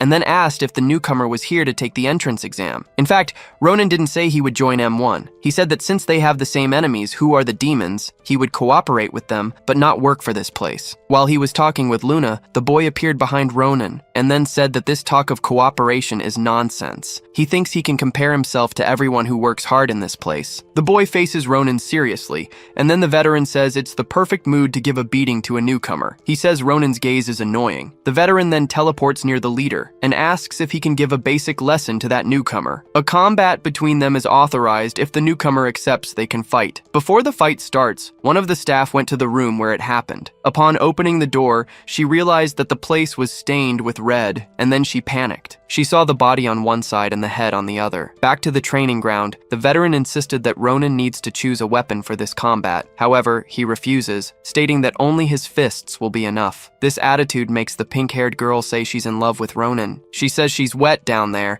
and then starts rooting for the newcomer. People around think the arrogant newcomer's attitude is like Lee Aram's, and so everyone is annoyed, just as they don't like Lee Aram. That's why the veteran wants to put the arrogant newcomer in his place. He wants to do this because before he was humiliated by Lee Aram. So doing this with a newcomer who looks so much like her will be his revenge. When the fight begins, the veteran attacks quickly. He positioned himself behind Ronan and then boasts of his speed. He says he's too fast for Ronan to see. Ronan indeed fails to catch the boy with his eyes. He's really too fast and always stays in a blind spot. The veteran says he's the best of all the speedsters in M1. Then, after moving many times, he tries to attack Ronan in a blind spot. To his surprise, the newcomer dodges and hits his head like a meteor falling to earth. With just one blow, the veteran falls into a coma. Ronan holds his fist and thinks he did his best to contain his strength. The teacher who observed everything from afar says the newcomer had his eyes closed. He just decided to trust his hearing, and that's not normal. Only experienced combat warriors would do such a thing. The pink-haired girl is now in love and wants to fight against that newcomer on the battlefield and in bed. Lee Aram watched this battle closely. Ronan, in fact, was worried if his mark would appear, so he closed his eyes and concentrated to the maximum to contain himself. It seems that now he really has control over his power. Lee Aram, from afar, seeing all this, thinks that this boy has changed a lot in such a short time. While these tests were taking place, Ronan's friend, who we don't know if he's possessed now, was hiding in one of the doors of the place. Someone surprised him for the second time. This kid is a fool. The person approaches and asks if he's a newcomer to the medical team, but upon seeing his coat is stained with red and the badge of the doctor, Jaiwan knows something is wrong. At the same time this was happening in the human world. In the demon world, Chen was sitting holding a glass jar. Something inside the small monster was about to come out. Chen observes the dark creature coming out of the small monster as if it were an alien. He says that this little centipede has the ability to take over the host's body and even control its mind. This is the true horror of the shadows. Then we go back to the unfortunate doctor who found Ronan's friend. His fate was to meet with the doctor who died before. Now we go back to the training ground. Perhaps the veteran will also have the same fate as the doctors, as he is stuck in the same position he was hit. Welcome. This is the exclusive continuation that only privileged individuals can see. Ronan became worried upon seeing the boy's condition. Luna then asked why he was staring so much. Don't worry about him. The medical team will take care of him quickly. While our couple interacted, Liaram found it amusing. Then Luna asked the girl what was so funny that she was laughing. Logically, she wanted to defend Ronan's reputation. As the two girls faced off, Ronan seemed confused, but the pink-haired crazy girl was rooting for the fight. As this show was happening, the installation leader came to talk to them. The man said that on the amazing street, he must surely have some kind of psychic ability, and if he undergoes intense training here, he will become much stronger. This conversation was interrupted because all the security alarms in the area went off. It was an intruder alert. This shocked the two girls, as it should be impossible to bypass the security system of this location. People wondered if they could be monsters. Ronan's thought was, did these creatures follow him here? The base leader then shouted for everyone to get into combat position. Those who are not combat agents must evacuate the area. The protagonist told the leader that he could fight too, but the man said he should evacuate, just like all the civilians. However, Ronan insisted, saying that his strength could make a difference. Guys, from now on you'll be electrified. Get ready. The base leader says that Ronan has an unknown face, which will hinder the agents from knowing who to attack. Luna then suggested that she could take Ronan outside, since he doesn't have a record in the base to enter and leave. The crazy girl then said she could take this handsome boy outside. Amidst this chaos, people called for the boss, as he was important. The man then just said that the crazy girl should take Ronan outside. Luna should go to the combat post. The girl called C, then said he shouldn't worry. She will protect the handsome boy, smilingly. She asked him to follow her. Everyone at the base organized themselves to look for who this intruder might be. People were in combat position. While searching, they finally found the first clue. In the laboratory, a person was deceased, and it is certainly a victim of this invasion. In the corridors leading out of the base, Ronan asked the girl if there had ever been an invasion here before. She replied yes, but that was a long time ago before she was here. And anyway, he shouldn't worry. She will protect the handsome boy. Don't forget to be grateful to him later in a room alone. Ronan became worried, thinking, if this has never happened before, why now? Just now that he's here. By coincidence, as they walked through the corridor corridors, Ronan encounters his old friend. Seeing the boy for the first time since the accident, he was very surprised. The boy Yun-yong then hugged him quickly, and for a few moments his expression was cold, but then he showed his happy and cheerful side to see his friend. The crazy girl noticed that this is the other handsome boy from the clinic she met before. C couldn't contain herself and said she now has 2 handsome boys, so now she is very happy. C was just enjoying the sandwich. Then Yun-yong told Ronan that it's not the time for fooling around. If they heard the alarms, it's time to evacuate. The crazy one was even more excited and said they shouldn't worry. She will escort the 2 handsome boys out of here. Meanwhile, the leaders observed in the security room. The cameras showed everything that was filmed in the last moments. The analysts then finally found a video at the time of the incident. The person who initiated the attack, a member of the medical team, was shot down. He asked to zoom in on the image. Upon closer inspection, he realizes that the person in question was the boy who was dead and was resurrected. Now they know who is responsible for the invasion and attacks. He orders that they must find this person immediately. Unfortunately, the person is with Ronan and the naughty girl. She takes them to the room of Sector 1 security, where they will not be attacked. C then says she will bring water for them, so they should wait here. His friend said that now they were safe. However, Ronan was pensive about it. He was told that his friend was being treated in a secret and safe place in the organization. He didn't imagine it would be here in M1. Ronan then asks if he's really okay. He wasn't seriously injured that time. Ronan said it was surprising. No one expected him to, but he recovered from that chest wound. Our protagonist accepted this answer and said he was very happy that he survived. From now on, Ronan will protect him, he promises. Ronan was serious about it, but then Ronan asked, will he really protect him? Is he capable of protecting him? His friend tells that it was all because of him, the fact that he was fatally wounded and taken to this place. These simple words left Ronan in shock after C. He returned bringing water for them. We don't know what the other words Ying-yong said were. Ronan seemed sad in the corner of the room. People in the laboratory finally found the location of the person from the camera. The boy they saw was in the security sector. The boss soon says this is the same place where Ronan and Cadet C-hee were, and indeed, the woman puts on the security camera in the place, and there were the 3 of them together. The perpetrator of the attacks was with the 2 innocently. People ask if they should send the men there right away. However, Professor Han Silwa says that as soon as Cadet C-hee entered, she activated the security mode, so people outside cannot enter under any circumstances. Since it was impossible to take any action, the man asks if this patient wasn't under the professor's responsibility. The leader of the location then says that for now they can only observe, and that's what they will do. Continue watching these children through the cameras. While the atmosphere was panicked in the control room,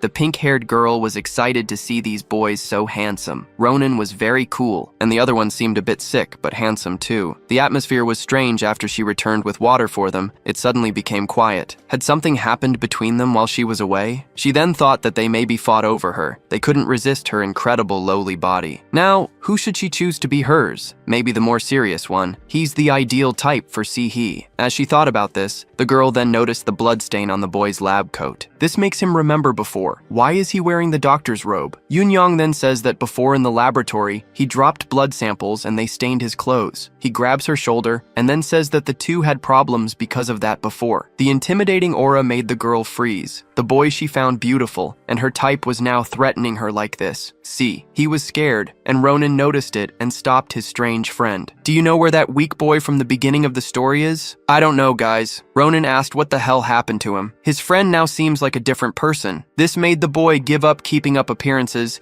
and then started laughing like crazy. It was like Kira when he was discovered. This made it obvious to Ronan who the problem was. He shouted for C-hee to flee right away. The scientists in security room number 1 then received the order to go to room number 2. Right after that, the head of Department M1 appeared in a hologram to warn the slow girl that the intruder from the base was in front of her. It's Yun-yong, Ronan, and everyone saw this alert from Ji-ye. What Ronan saw next was his old friend showing his claws and attacking C-hee. The girl was still stunned by the information and would die from this attack. Our protagonist then heroically intervened and held his opponent's hand. Who is he really? The cynical boy didn't respond, just kept making jokes. But for Ronan, it was clear what this was. This demonic hand. The girl, C. He then, now realizing the reality, decided to attack her enemy. Yun-yong could dissolve his body into shadows and then disappeared into thin air. C. He hit only the void in front of her. She didn't know where the enemy went, nor even the control room through the cameras. The professor says that he seems to be the same monster from the incident at school, so maybe this student is being controlled by that monster, and this possibility terrifies the professor. The other agents ask how she can be be sure that the monster could parasitize a human. Unlike the other agents,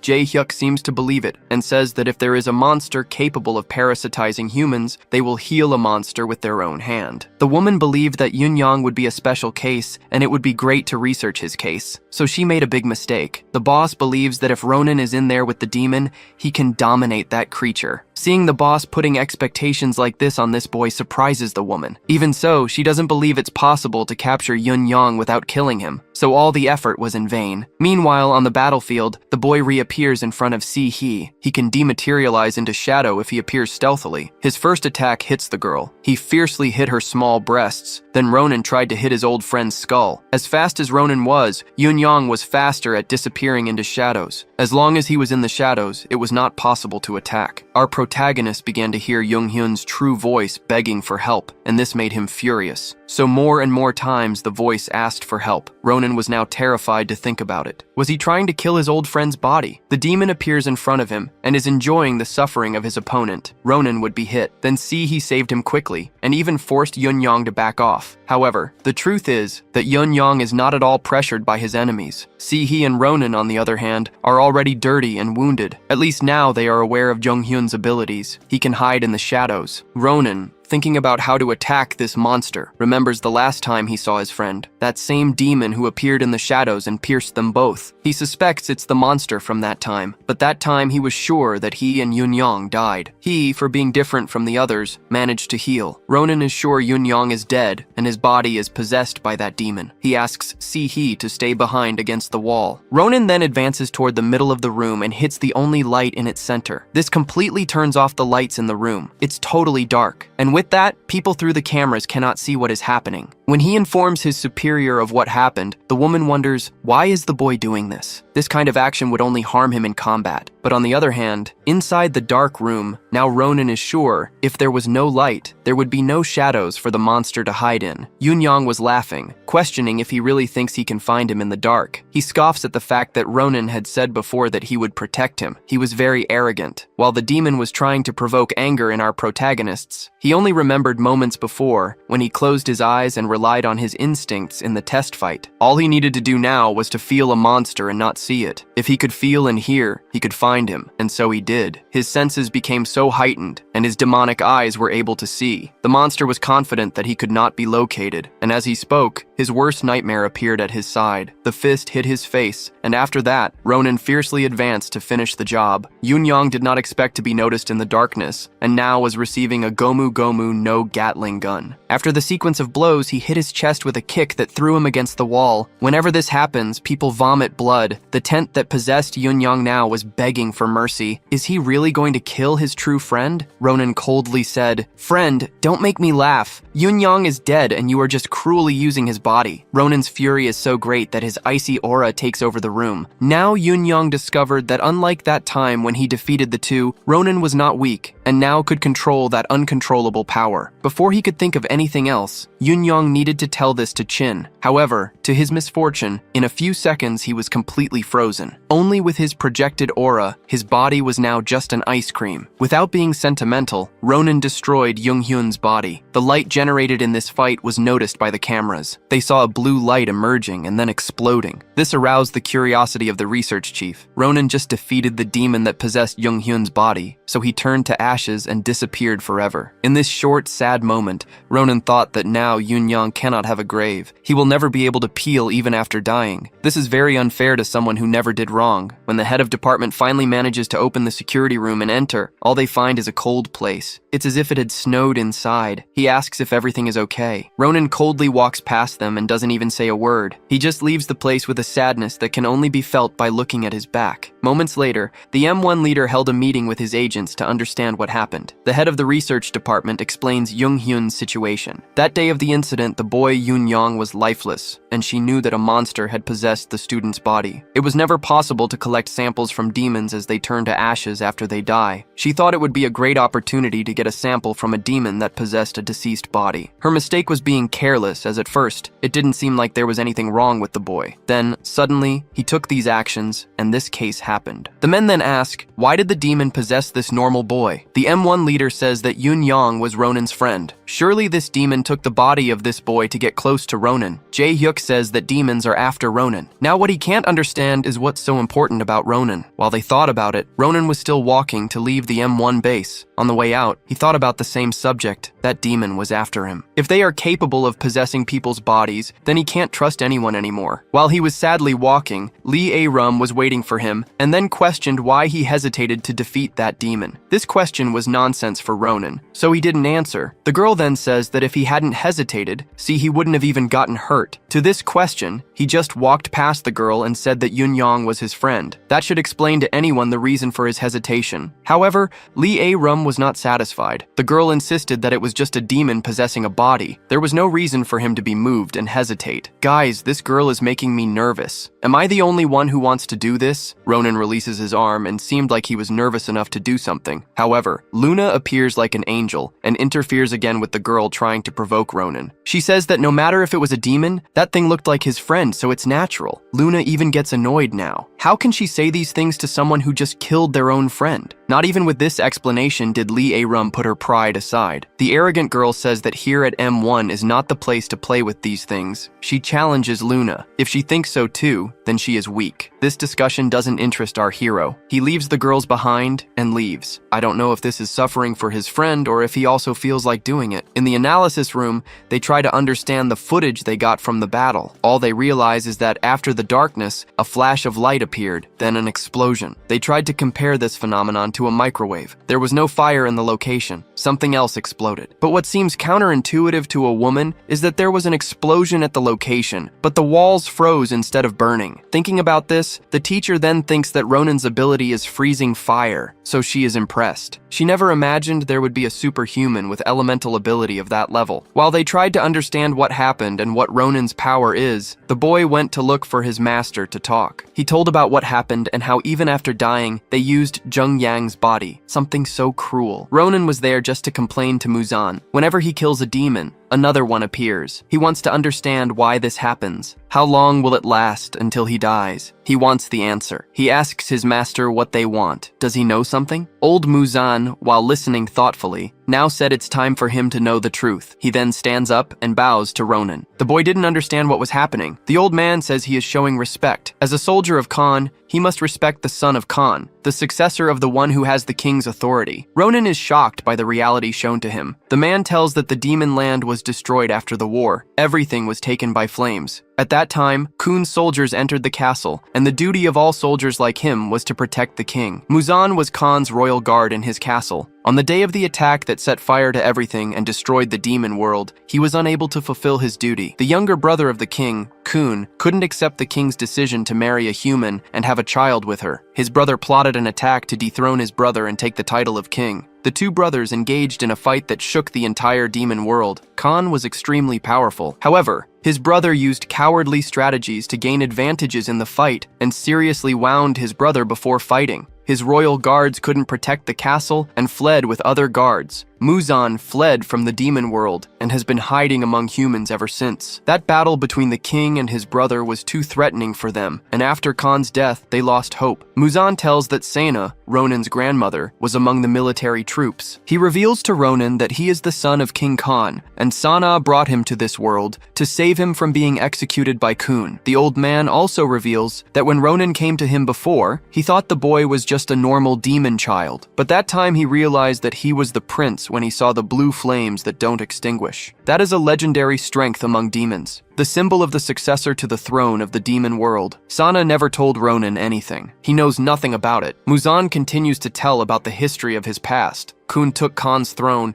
and now he needs to eliminate the threat to his authority. He wants to kill the true successor of the old king and steal the key that entitles him to the throne. Only then will Khun become the true king of the realm. So that's why all the demons are after Ronan. Can someone explain to me how they ended up somewhere else now? Muzan says that Ronan holds the fate of both races in his hands, so he cannot die. I think these are the memories of that conversation, because now our hero was running in the rain to hide any tears that might fall. He just thought he needed to get stronger and take responsibility. reality. We are shown that on that night the castle was being destroyed, and our protagonist's mother, who was just a human, lost in the demon world with her son in her arms. All she could hope for after her husband Khan's death was that she would be next, and the same for her son. Now, why did they come back to the room talking? This author is crazy. Old Muzan continues to tell the story. He says that Sana probably wanted to delay this war as much as possible so that Ronan could have a normal life. Because when they find out that he is the key, he will never have peace again. That night, Muzan returned to the castle. As he thought everyone had turned to ashes with the king's death, he and his soldiers then decided there to flee to the human world. The king's power is the key to opening and closing the rift between worlds. When Khan died, they hurried to pass through the rift before it closed. Ronan's power is also the key to opening the dimensional portal. That's the other reason Khun wants to find Ronan. To be able to open the rift to attack the human world he hates so much. Muzan says that if this happens, both the current king and the monsters that inhabit the demon dimension will come to Earth. Certainly the current king plans to make an extinction of the human race. So we return again to Ronan in the rain. He now knows he is the key to the destruction of this world. His power that he tries to master is the same power that can open the rift between the two worlds. On the other side of the rift, demons watch over the passage. The current king came to see why everything is shaking. One of his demon servants says it is the gate that is resonating with the power of the key, and this started happening recently. Khun knows that if this happened, it's because a power of the key has manifested completely. His servant fears that Boy could lock the rift completely from the other side. If he does that, that small remaining rift will close too, and thus it will be impossible to go to the human world. Khun gets irritated with this possibility and wants to know more than ever where Chin is. He still hasn't been able to fulfill his mission. Chin spends all his time staring at the rift in the sea. As Chin watched the sea, now makes sure that the key awakened. The precious child of the queen finally woke up. As she said that we are shown the past on that terrible day, the human called Hua Yun, who married King Domain Khan, entrusted her child to Sana, that was Ronan. She handed her child to Sana because if she didn't survive, he wouldn't have to meet the same fate. It was entering that night that Ronan was entrusted to Sana's arms. The woman then accepted this challenge and took the baby with her. That night, Sana also made another terrible choice. She went to her son, who was Chin. In her arms was his younger sister. Sana was very relieved to know that he wasn't caught. The boy stayed hidden with his sister without making any noise, so he escaped. She then tells her son that now she has a big job to do. She then tells her older son that as soon as she leaves, he must flee with his sister without looking back. He doesn't understand why this behavior, so she shouted that she didn't have time to explain. He should just obey. On the way to the forest, there is a small warehouse of rocks. At the end of this path, he must show this cord to a person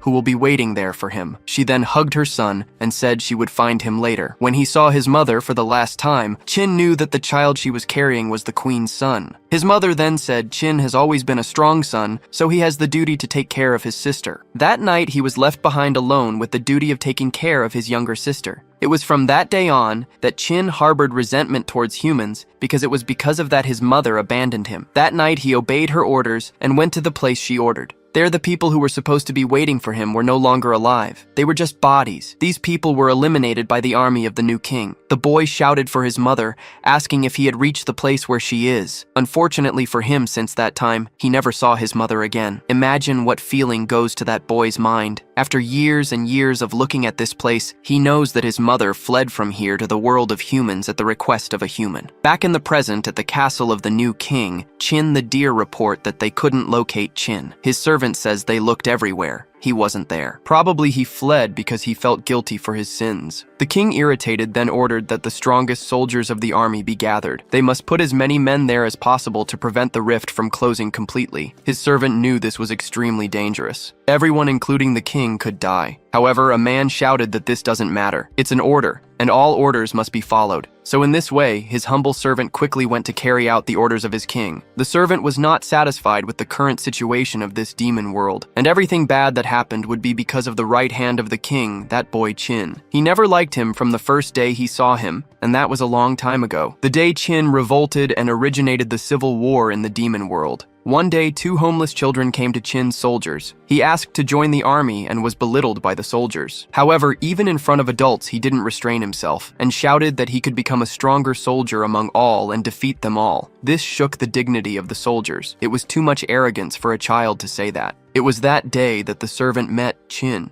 He was still a child. The boy shouted that he would fight for the new king, and even if he was stopped by the soldiers, the servant recognized and asked who the brat was. He was just a war orphan, and they would kick him out anyway. The servant that day saw Chin's gaze and allowed him to stay, asking if he wanted to become a soldier of Kun. It was to scare the boy. The man said that to become a soldier of Kun, you must be prepared even to die for Kun. So mocking the boy, he said that if he is ready for that, he has to throw away the most precious thing he has. He can show his loyalty now. His sister was trembling, holding his clothes as she realized what this meant. Would the boy be willing to sacrifice anything for the new Kun? So looking at the boy for a few moments, he was sure he wasn't, and left the place. He ordered them to send the child away. He's useless on the battlefield. Time then passed, and the atmosphere had become more hostile in that area. After a long time, the boy returned shouting that he wanted to become a soldier of Kun. That night, he had a very serious look, and tears could be seen in his eyes. The servant always hated Chin. That tough and scary bastard. Have you noticed the same as I did, folks? Am I crazy? Know that between the world of humans and demons,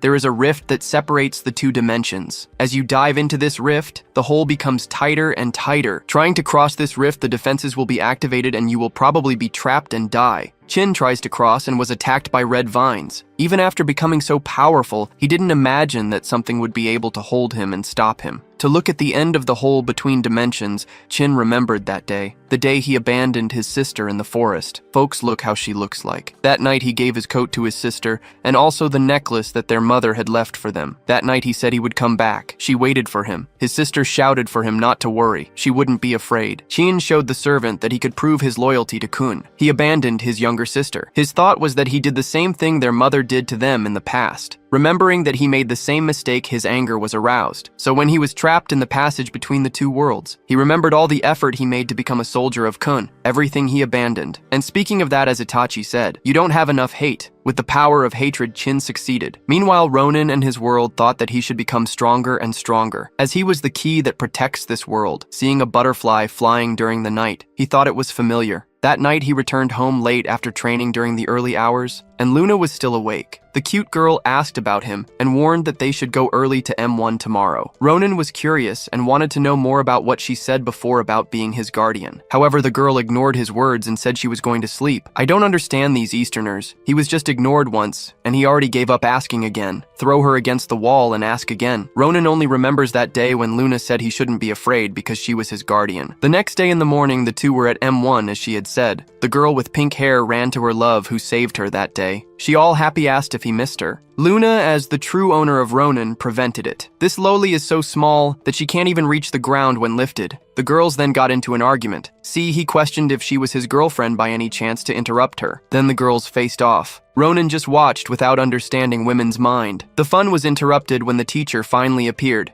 She ordered Sihi to return to the training room. Unfortunately for Sihi, she won't be able to stay close to our protagonist. As she was dragged to the training room, the girl shouted words of love. After she left, Luna said she was relieved. This girl is so clueless. The teacher then said that Luna should also go to the training room. Only Ronin will stay. By coincidence, the woman asked Ronin if she thinks she is his guardian to stay by his side everywhere. This question seemed innocent coming from the woman. So Luna said he is not registered yet, so it would be good for her to be around. However, the head scientist ordered her to go. The responsibility for Ronin here is not hers. Ronin then, as a gentleman, tells Luna it's okay. She can focus on her training. Leaving her alone, our heroine was worried. Does she know things we don't know? Ronin was taken for tests. They collected digital and blood samples, all possible tests. He wondered how many liters he would have to lose. The woman subjected Ronin to all tests, and after that, she took him to talk to the Anwan chief. He explained that these tests were for his biometric information registration. Now he has access to the base. Ronin also wondered if they found anything special about him. The woman said there was nothing out of the ordinary, but our protagonist wondered if they could find out something about it. He was worried because no matter how much she said, there was nothing wrong. The woman's words were suspicious. She said he is as powerful as he is healthy. That's all. After a tiring day of tests, Ronin went to see his master during the night. He told everything about his training and the reason for joining that organization that hunts monsters. He decided to join them to gather information about the monsters. Any information that helps to face these creatures will be useful. Muzan says he is determined. That's good. So he has also decided. Muzan will now help Ronin and asks him to call him Muzan now, as that was the name the monsters called him. He used to be Musin. a royal guardian of Khan. Musin says he must gather the soldiers of Khan who crossed the passage that day. Those who sought refuge in the human world will rise again when they discover that Khan's son is gaining strength on this earth. When everything is ready, they will be on the battlefield to support him on the path he will take to become the king. Musin bets his life that he will make Khan's son the new king. Tonight, on a full moon night somewhere unknown, a lake glowed with a red light and then exploded. The one who follows Itachi's principles finally managed to cross to the human world. Shin is determined to destroy Ronin, the one responsible for his mother abandoning him. Meanwhile, in the demon world, the villages were becoming empty. They couldn't find the deer of the new king who should pay the taxes. There was a rumor that they had all fled, but there was also another rumor saying that they had been dragged into the rift. And everyone knows that everyone who enters the rift is killed. One of the soldiers then pointed out that there was a trail heading towards the forest. And finally, there was also a rumor saying that the residents, when they saw the blue butterfly, disappeared on the same night. The king's servant then wondered perhaps they were remnants of the old king attacking, or maybe the people regrouped within the forest joining forces to attack the new king. All he didn't need right now were forces opposing the king at this moment. So he ordered to search inside the forest for what is happening at the bottom of these forests. A blue butterfly hovered over this place, and then we returned to the human world. A couple was watching the mysterious case of a blue butterfly coming out of the water like a fish. The mysterious insect was captured. Shin destroyed it and said it came through the portal and is used for spying. Shin ordered him to be quick and not to kill. Just go after. Luna was walking during the night and then noticed that someone was following her. She couldn't see his face or sense his presence. Her plan was to lure her pursuer to an empty place and then attack him. Along her way, Ronin was on a bus and saw his girl. The direction to her home is in the opposite direction. Where could she be going at this hour? While he pondered, Ronin felt a demonic presence. He didn't need to think much and pressed the button to get off. After some time, the monster lost sight of Luna, and then a steel bar that was supposed to crush him was easily blocked. The creature transformed into a horrifying monster with a snake body. Our lovely girl then said she already expected it was a monster. But why was a monster following her? The creature then communicated saying that she knows well what he wants. The monster then attacked Luna. She could run over the snake's tail because she was very fast, but she was caught. The creature held her wrist and threw her forcefully to the ground. After such a powerful blow, she seemed unconscious. The monster then said he expected more from the blue butterfly group. So where's the key? Luna seemed unconscious. Then she began to emit a red light. Her claws manifested, and with them she cut the monster's tail into pieces. Her true appearance was then revealed. She had cat ears and many tails. Her name was Ari, the nine-tailed fox. The snake demon said that since she should be in the north of Lonya now, if she won't tell now, after being defeated she won't have a choice. He tries to attack the Vastayan several times, but she is too fast. Luna became furious and then manifested power similar to her mother's. Even the marks and the way of using them were similar. The snake demon said he didn't know she was a high-level demon. His conclusion is that he can't let someone like her live, as it may be dangerous. Even with Shen's orders now, he was willing to kill her. Luna then fiercely attacked the creature that was trapped. She tried to cut it into pieces with just one blow, but unfortunately, her claws weren't strong enough to hold it. She would be swallowed whole and holds onto the creature's mouth. Luna was one bite away from becoming snake poop. One of the fangs touched her skin, and a single drop melted and drained her strength. This would be the end of our waifu. Then a familiar voice called her name. Looking back, she wondered if it was Ronin. Why was he here? She was very scared, and then shouted that she could explain, but she didn't know if she could survive. Ronin then freed her from the snake demon's fangs and said, "Explanations can wait." With a blow, he left the snake dazed. The monster then realized that this opponent he couldn't defeat, and decided to dive into the earth and disappear. Luna tried to stop him, but the wounds and poison prevented her from doing so. Ronin wanted to go after the demon, but the wounded girl was more important. He picked her up and asked her not to exert herself anymore. Then, sometime later, they were at home. They did the first aid. Now that everything was fine, Ronin asks if she is a demon and how long she has known his true identity. The girl said that since that time at school when she saw the medicine. Since it's like that, he rebels and says if she knew all along and never told him. Several demons have attacked him before. Why should he trust her? These words made Luna sad because they were true. She then wanted him to believe that she is on his side just like his mother was. This last statement Ronin didn't understand, and neither did I. Luna says that the M1 department has been at war with the demons for a long time. General Manager Jehu claims that the M1 is a defense force that protects humans from monsters, but the leader, aka the GM, secretly sent some spies to the demon world. One of the agents was captured, Ha Yun, who later became Khan's wife. This agent was Ronin's mother. The queen was proof that humans and demons could coexist peacefully. There were factions that considered her existence a threat. After the birth of a child who inherited the blood of the parents, there were many assassination attempts against the queen, who was also an elite agent. So it wasn't an easy task. Many failed in the attempt, but the queen was always worried that stronger enemies might appear and she wouldn't be able to protect her child. So she secretly created a military organization created to protect the prince. This is the Blue Butterfly group that Luna is also a part of. The girl then shows Ronan footage of the M1 facilities. She has been secretly spying on them because she believes they have hidden motives. This is a copy of the footage from the day of the attack. They realize there is a large cut in the footage. They deduced that in that area there must be a secret door, and that they must have data about the queen, which must be considered highly secure. This information made Ronan's eyes light up. He said they should go there now, but Luna thinks that even with their strength together, they would be unable, but she thought of an alternative. Meanwhile, the snake soldier returned to Shin, telling what happened and explaining why he fled. Shin knows that now their existence and the key have been revealed. However, this doesn't matter anymore. It's just a matter of time for him to find the key. On another day at the training base, the pink-haired girl ran up to Ronan and hugged his arm, asking for help. She pointed to a monster that was chasing her. The monster was that idiot who tried to put Ronan in his place and ended up taking a beating. He kept chasing the girl, and our couple didn't understand what happened and just laughed at the situation. They seemed so happy at this moment. Luna said they were like children and envied the younger ones. Ronan then agrees and says that even if no one is here because they want to be, Sihi always manages to keep a high spirit. Luna asserts that everyone has a destiny when they are born,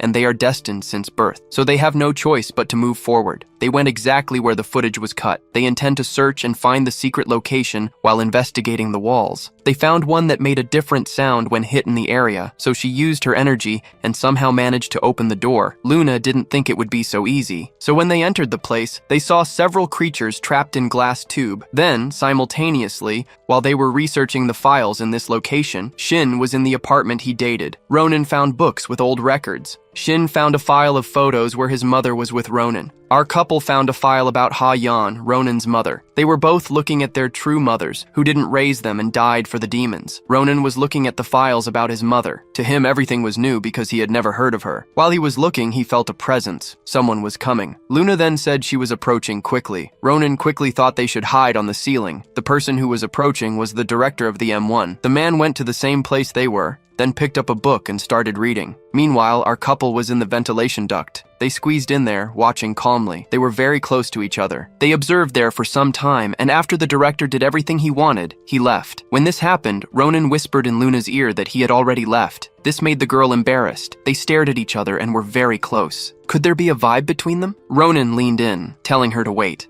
Luna thought she would be attacked in the mouth and shrunk away, saying no. However, Ronan just said it was her hair. But what's so special about her hair? He said it's the air passing through it. This place is connected to another room. Elsewhere, the director then stopped and thought, who are they? They entered the file room. Ronan followed the airflow, ending up in another room. The ducts also passed through a laboratory room. In this place was Professor Liran talking. The older woman asked if the girl felt dizziness or nausea with the increased dose. It seems they found something unexpected, as the woman was applying something and then told Liran to report if she felt anything different from usual. After this long night of spying and squeezing into tight places with Luna, the two returned home. Ronan then asked Luna's opinion about that secret lab. According to Luna, Liran has always been suspicious. Even during training, she always overdid it. Ronan suspects it's related to that. He hands the phone to Luna to see. He took a photo of that from his mother's files. This information is unexpected for her. They are coordinates from the bottom of the sea in very deep waters. The marked location they suspect is the infiltration route to the demon world, the same portal that exploration group used to go to the other side once. Luna then asks, are they training Liran to do the same thing his mother did in the past?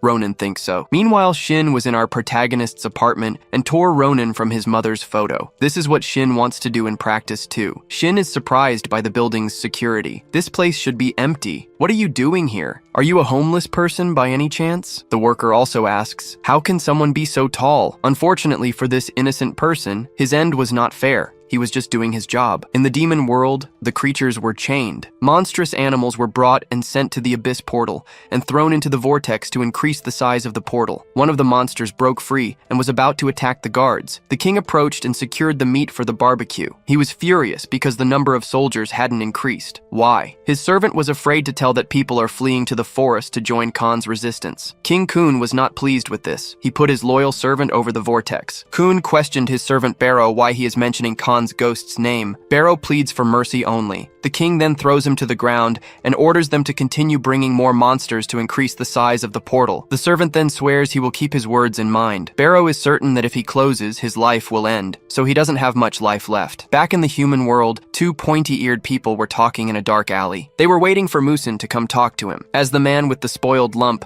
Musan informed that the king's son is alive. He tried to light a cigarette and his lighter was the one that lit up. The reason for this was the demon that was above them in the building. Chun watched them calmly and then appeared behind them faster than they could turn their necks. Chun says they shouldn't believe in rumors. The two pointy-eared ones back away as fast as they can, then start running away. One of them climbs the building. The other runs through the alleys. If each went a direction, maybe one of them can escape. Chun didn't bother choosing a target. With his flames, he attacked the man and tore his arm off with the flames. Unfortunately for the man, he is now a disabled demon. Chun cornered the man as he wanted information. He is kind and introduces himself. His name is Chun, the right hand of King Kun. To the man, it doesn't make sense for Chun to be here as his opponent would be Sana. He decides to bet everything on attacking and defeating Chun. His direct attack was simply blocked, and then in 1 second, he was defeated. Chun now questions, where is the king's son from the rumors? The man claimed not to know, and Chun wouldn't accept that answer. A giant old bar was thrown over them. He noticed and quickly dodged. The one responsible for throwing this was the girl who was with the other man. Did she hit? The girl tried to understand that in the smoke,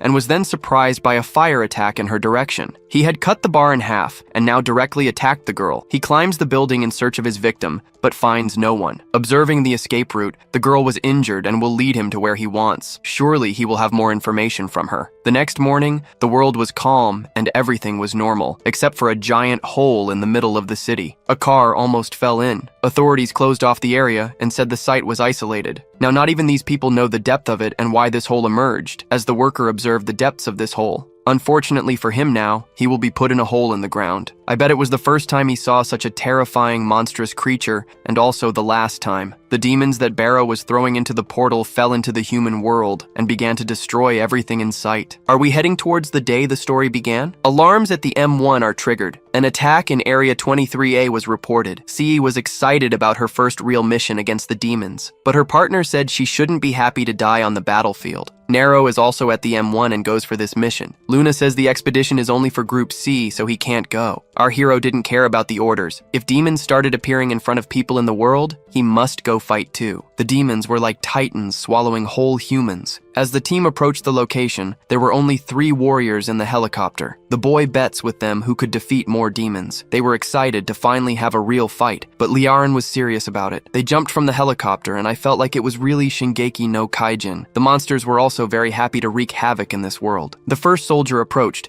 and using his speed cut the creature's body into pieces. Yu Hanxiong has the power of supersonic speed and was very happy to be on the battlefield. Even though he lost to Nero, the boy is very fast and extremely efficient in defeating these demons. The defender of Piltover also had powerful attacks, and one agent, Zhang Ziyi, powerful armor technique. These two seemed like innocent children as they fought, but that's only in appearance. They are ruthless against these monsters. Ziyi looks like a fool but is terrible when needed. Liaran is the only one different from them. She observes with her annoying expression as always and spots 5 of them approaching. She analyzes all calmly. Liaran, like a goddess on the battlefield, uses her skills to eliminate all the creatures at once. Landing softly on one of the bodies, she finds no challenge in these battles. Everyone sees her as an inspiration. Though they don't like her because of her arrogance, they admire her strength. Because it's too easy, she suspects something isn't right. But no matter how much she tries to understand, she finds no explanation. Killing all of them is enough for her. Unfortunately, life isn't that simple for her. A colossal monster emerges from the endless pit, a creature so huge that it blocks all sunlight over them. The girl, who has no challenges,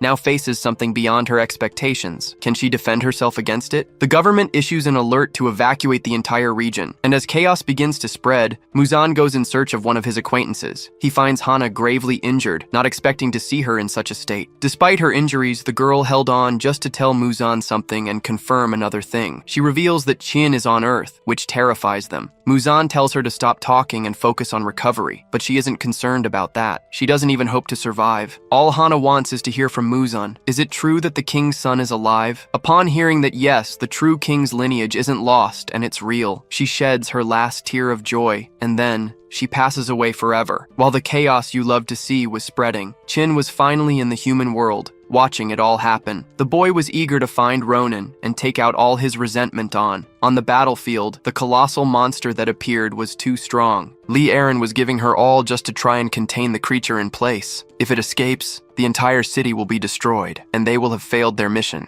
Unfortunately for her, they will fail to stay alive too. When Lee Aaron was about to become demon feces, the boy she despised appears heroically and saves her life. Ronan was more powerful than she thought, defeating the monster with just one strike. The giant creature began to turn to ashes, and all the agents said it should be impossible. C went to hug her knight, and another boy said it was just beginner's luck. Lee Aaron, on the other hand, said nothing. Luna went to help her and extended a hand, as it was still dangerous. The girl refused to accept help. She was always like that, Luna said. Calling her was useless. Aaron stormed off the battlefield angrily. The wounded were taken from the place, and many people were affected by the creatures. Seeing these people, Ronan knows part of this is his fault. Luna says they should return to M1's base. Ronan tells his partner that this isn't over yet. He is sure this is just the beginning of the attack. Sometime later, Muzan went to his allies to inform them that Qin has returned. Everyone must know that he is the right hand of Kun, the current demon king. Qin is known as the strongest demon in the demon kingdom. However,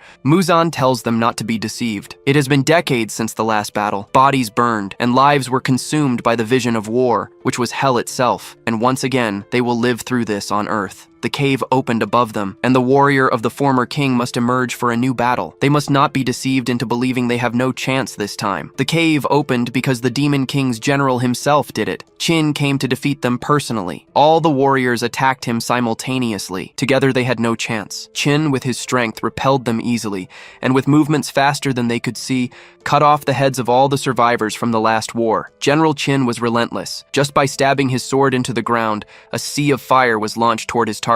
Muzan blocked his attack and saved the last two people of his resistance. Being able to resist one of his attacks made Qin admit the old man was admirable. Muzan, however, did not admire Qin's attitude. Despite everything that happened, he decided to ally with the traitor who stabbed his own brother in the back. Qin challenged the former commander of Khan's army to combat. Now he is just a fugitive. They fight fiercely. During the battle, Qin asks where the key is. Muzan is pressured by the boy. He knows he can't defeat Qin. The girls the old man saved try to help in the fight, but are like insects to Qin. On the other side of the wall, Muzan hears only the screams. The girl did this just to buy time, but soon the wall was broken and Qin emerged and escaped. Those few seconds were enough, but now the girls have lost their lives. But that won't be enough to make Qin give up on finding Muzan. He goes to the city and passes through the civilians. People around think this strange person is part of a movie. Maybe they're filming a sci-fi movie right now and they don't know it. Qin, since his childhood, has hated humans. Seeing these people around him awakens that feeling, so he attacks them. The young man was unlucky enough to be the first victim, being split in two. Doing this is a relief for Qin. While the executioner hunts Muzan and destroys the city,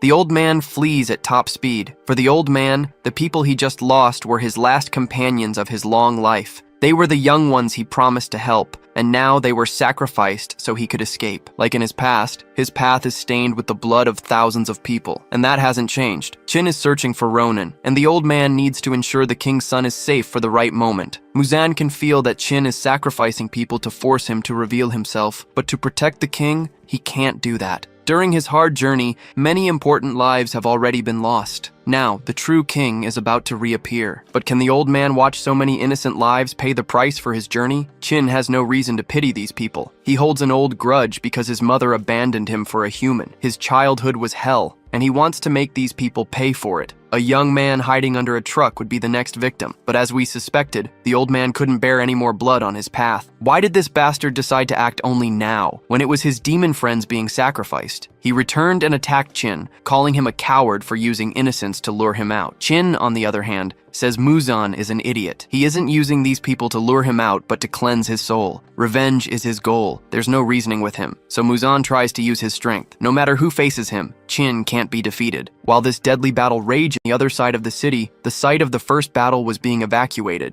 Luna tells our hero that someone is chasing the Blue Moth. The beautiful girl says she can't give details here, but the Blue Moth Group is an organization trying to help Qin reclaim his throne. While the couple discusses this, Lirim notices and watches them. We can't understand this girl's true intentions. The M1 leader contacts them to inform the M1 agents that there is a Code 9 situation 4.1 kilometers from their location. A Code 9 situation is happening now. For those who don't know, a Code 9 means a legendary level enemy has appeared. Images from the scene show two human-like figures in combat that could destroy the entire city. Ronan recognizes one as Muzan, but has no idea who the black-haired guy is. The other agents shout that this is completely different from the other monsters. Even the arrogant Lirim is afraid of these super strong human-like monsters. Luna should recognize the black-haired person, but Ronan is the most affected by these images. Without thinking, the boy runs to the battle site. See, he says the handsome guy should stay here to save her, and another says Ronan is running away in fear. Luna follows him, saying it's too dangerous for him to go alone. She will go with him at least. None of them know that one of the people in the images is Muzan. Not long ago, this old man was a master and helped Ronan more than anyone else since his grandmother passed away. Luna follows him, but isn't sure if he should really join the fight for those people. She says that to M1 agents, Muzan is just a demon to be defeated. If he really wants to save him, they must get there faster than the others. She commits to helping her partner. Ronan thought he'd have to face this battle alone, but now he can count on her. On the battlefield, Chin has already destroyed everything around while attacking Muzan. The Demon King's right hand says Muzan is not bad, but there's nothing he can't cut. Channeling his power, his demonic eyes radiate hatred, and his speed destroys everything around him. Muzan can't react faster than she moves. All he can do is rely on his defense. His ability is to have skin tougher than diamond, but even that isn't strong enough, and his arm is cut off. With his black blade, Chin slices the old man's arm into pieces. Chin says he's starting to get annoyed.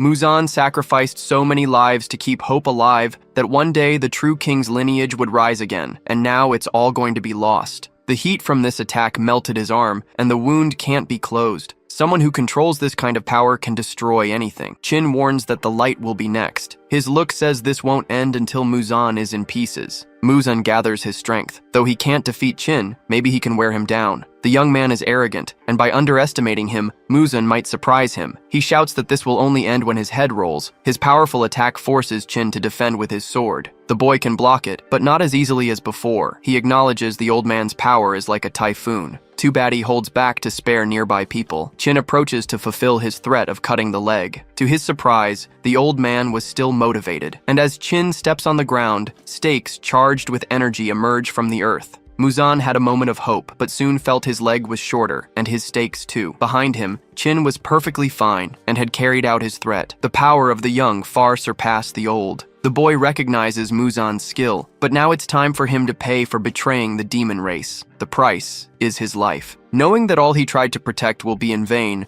Muzan accepts his fate without hesitation. Recognizing his worth, Chin says he will make it painless. Though Chin shows respect, Muzan doesn't feel the same. He calls Chin a wretch who trampled on thousands of human and demon lives. What right does he have to speak for the demon race? Chin feels something different. What aura is this? Does the old man have an unknown ability? No, this energy is not from Muzan. A huge power is approaching. Before Chin could understand what it was, its source hit his face like a meteor. Ronan's attack looked like Goku throwing a Kamehameha. His face was filled with anger. When Muzan saw the boy, he felt a mix of emotions, remembering his past when he served King Khan, who always said that a king must be able to protect himself and his followers to deserve being served. At that moment, Ronan's back looked like that of his sovereign. Muzan saw his king in the boy, and a symbolic tear appeared in his eyes. Ronan was there to defeat the demon, destroying the human city and threatening his master. Luna introduced herself as part of the Blue Butterfly group there to help him. She said M1 agents would arrive soon, and they would surely destroy everything. Luna was determined to get him out of there, but something caught her attention. Chin appeared. The attack had destroyed his clothes, but left his body unharmed. Ronan realized this person was different from any monster he had seen before. His power was immense. That sword was dangerous. It could definitely cut him. Chin had found the person who seemed to be the key, the human boy who was the reason for his hatred against humanity. The same hatred was in our hero Ronan, who despised demons for attacking humans and causing his beloved grandmother to sacrifice herself. Before the two boys could fight, Luna intervened on the battlefield. Both were surprised as Luna transformed into her demon form. She asked Ronan to let her handle Chin. Ronan opposed, saying it was too dangerous. Luna firmly insisted that with M1 arriving, Muzan had to be taken away, and Ronan should do it while she held off the demon. Her words convinced Ronan, and he asked her to stay safe until he returned, thanking her for doing this. Luna might have had another reason for her actions besides Ronan. When Chin saw Luna, he felt a confusing mix of emotions, reviving old traumas. Many years ago, he had abandoned his last family, causing him years of nightmares. In his quest for power to avenge the humans for taking his family, he left his younger sister, Rim. Luna, hearing this name, didn't understand how he knew it and demanded an answer. Chin hesitated to speak again, making Luna furious. She attacked, demanding he answer her question. Chin couldn't defend against her strike. Luna used all her strength, slamming him to the ground with a powerful impact. She spun in the air and used her strong legs to hit him directly, preventing him from reacting. She grabbed his neck, asking again how he knew the name, a tear visible on her face. Chin weakly said, Rim. Luna screamed that her name was Luna, protector of King Khan. Chin, exhausted, said he endured all his suffering because of Luna, even after she died. Why was she alive and well? He had believed his sister was dead. As the siblings reunited, the M1 squad arrived at the new battlefield with the super demon. Lee Aaron was ready to redeem herself. Everyone else was terrified by the scene. The fire was consuming everything. Even a fuel truck couldn't cause such destruction. She ordered everyone to focus immediately. Her attitude was different because even the arrogant M1 agent knew that any mistake here would be fatal. Meanwhile, Ronan struggled to carry the old man away from the scene. Mizan's body was growing lighter, turning to ashes like all demons when they die. Ronan's tears fell like rain.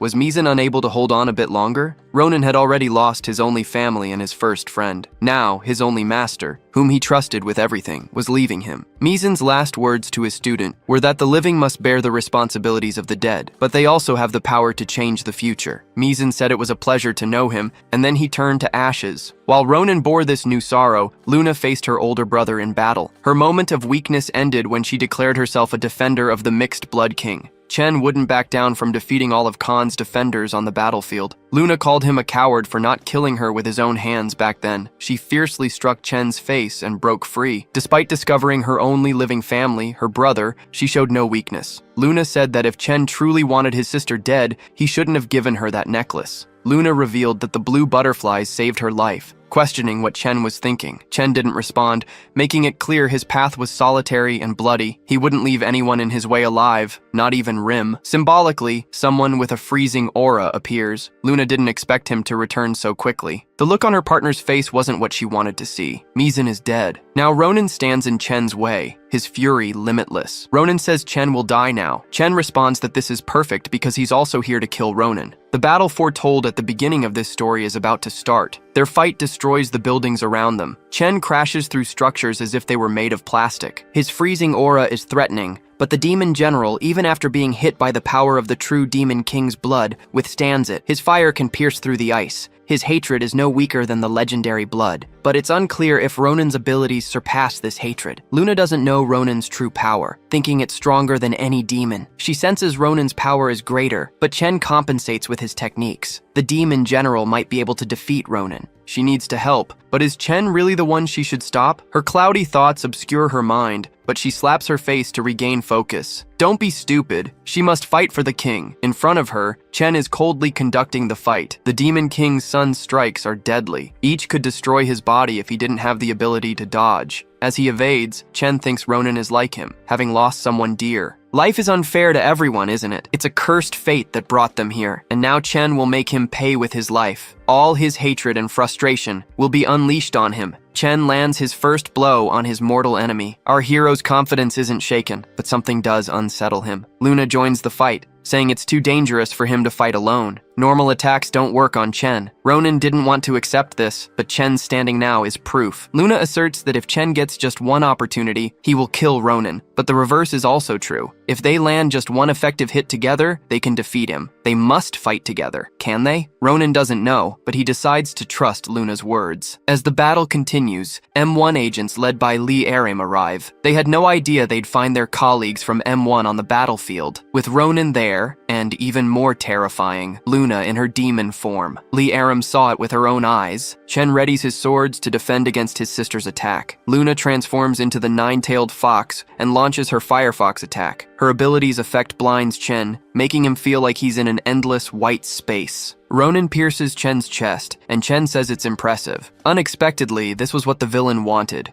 He assumes his demon form and grabs Ronan's arm, beginning to drain our hero's power at an alarming rate. Luna watches, unable to do anything, not even defend against the random attacks being thrown her way. The energy of the true King's Son is so immense that it cannot be underestimated. He releases all his power, more than Chen can absorb. The energy is so vast it can be seen throughout the city. The M1 members watch helplessly. Ronan's energy pierces through the human world into the demon world in another dimension. All the demons under Kun's control have been waiting for this moment. Kun and his armies are tiny compared to the great pillar of energy tearing through the skies. The regicide shouts that the time has finally come. After waiting for so long, they will finally take the human realm. He commands his army to bring all the suffering their people have endured back to the humans. All the thousands of demons receive the order: eliminate all humans. The M1 agents couldn't believe what they were seeing. The sky was cracking, and a massive portal was opening before them. This was the beginning of the invasion of countless monsters and demons from another world invading Earth. See, he saw someone running on the rooftops. It could only be handsome Ronan. They didn't know how they got here, or why she was in that state. But Liarum had suspicions she couldn't stop thinking about. The city's residents were confused at first, but they soon realized the world would never be the same. Unimaginable creatures were falling from the sky, biting their butts. Demons that would make the bravest men tremble like cowards. The chaos we saw in some earlier videos was becoming real, but now, it's a bit later, almost night. Monsters were attacking from all directions, and people from all professions were meeting in early afterlife. Here are some scenes of the city from various angles. The M1 leader was informed that the code for situation had worsened. The captain asked for a status report. The agents couldn't defeat all the monsters in such a situation, but the captain didn't seem worried. He just instructed them to follow the plan. He had prepared M1 for over a decade for this. In another place, we see Luna, the girl with pink eyes, gravely injured. Near her house, someone is lurking. Ronan ran as fast as he could to get the first aid kit, and when he returned to the room, he saw the steel windows had been destroyed. This meant his girl was in danger. Luna was unconscious, and Liarum was about to make her permanently unconscious, gathering her power in her hand to do so. Ronan stopped her. The super strong boy got in her way, but she was determined and attacked him too. Ronan didn't understand why she was doing this. The girl stated she had something to show him if he didn't understand yet, pulling back Luna's blanket. Liarum showed what she wasn't mistaken about. He needed to see it. The girl's chest wound was turning to ash. He should know that only monsters do that. Liarum said that for someone to survive this and have their wound turn to ash, Luna must be a monster. All monsters must die. Ronan told Liarum to stop being stupid, but she was completely convinced this was true. Ronan covered his girl again and calmly affirmed. They had been fighting together for years. Why does this matter? The girl was ready to attack unconscious Luna. To her, the past didn't matter. If she was a monster, she must face the same fate. Ronan stopped her and let his freezing aura be felt. Our protagonist made it clear to the girl that he too was not human. Ronan explained that monsters had been trying to kill him, and if humans also became his enemies. His look was as cold as an iceberg when he said this. He didn't know which side he would fight for. The girl felt a chill down her spine, and the room seemed to become freezing. Ronan approached and wanted to know her decision. Would they be enemies? Upon hearing through the radio that the city was being destroyed, the girl called a truce. It didn't matter who he was. If they were fighting on the same side, then they were allies. That applied to Luna too. Ronan stayed to take care of his girl and cleaned her wounds. Our hero did everything he could to help her. Now it was up to her to resist. Ronan then donned his clothes from the first chapter and went to fight. The regular M1 agents couldn't handle the large monsters and were in trouble, but the elite agents could defeat them. Sia celebrated being very strong, but her partner's ugliness demotivated her. The two continued destroying the demons together. Meanwhile, Liarum returned to the battlefield to do her best against these demons too. She was the most powerful of the agents and could eliminate dozens of them at once. Her motivation was incredible, but no matter how powerful the girl was, as she continued defeating dozens of creatures, she was surprised by a demon who wanted to eat her. Her arm was bitten, and the force rendered her unable to react. Another arm destroyed the monster. Ronan had saved the girl once again. This was happening a lot lately. Our protagonist was relentless against these creatures. Liarum saw him in combat once more. Every monster around was defeated. He wanted to know where Chen was. His face made his intentions clear. Liarum felt that chill down her spine again. The girl reported that there were no sightings of him attacking anywhere, so he must be hiding. The girl says that if he waits a minute, she can go with him, but the pain is too much for her to bear. Liarum decides she needs to return to the base to heal, but something was strange. Her wound was releasing ashes, just like Luna's wound. Chen was calmly watching the city being attacked by demons coming through the portal. One of his servants came to report the situation. The humans were being crushed like insects. His subordinate said it was because Chen had found the key, and the Demon King would reward him well for that. The news was good, but when the subordinate mentioned the girl with the blue moth message, Chen became tense. The subordinate didn't notice, and revealed that they almost managed to eliminate the girl earlier. Chen then grabbed the monster by the neck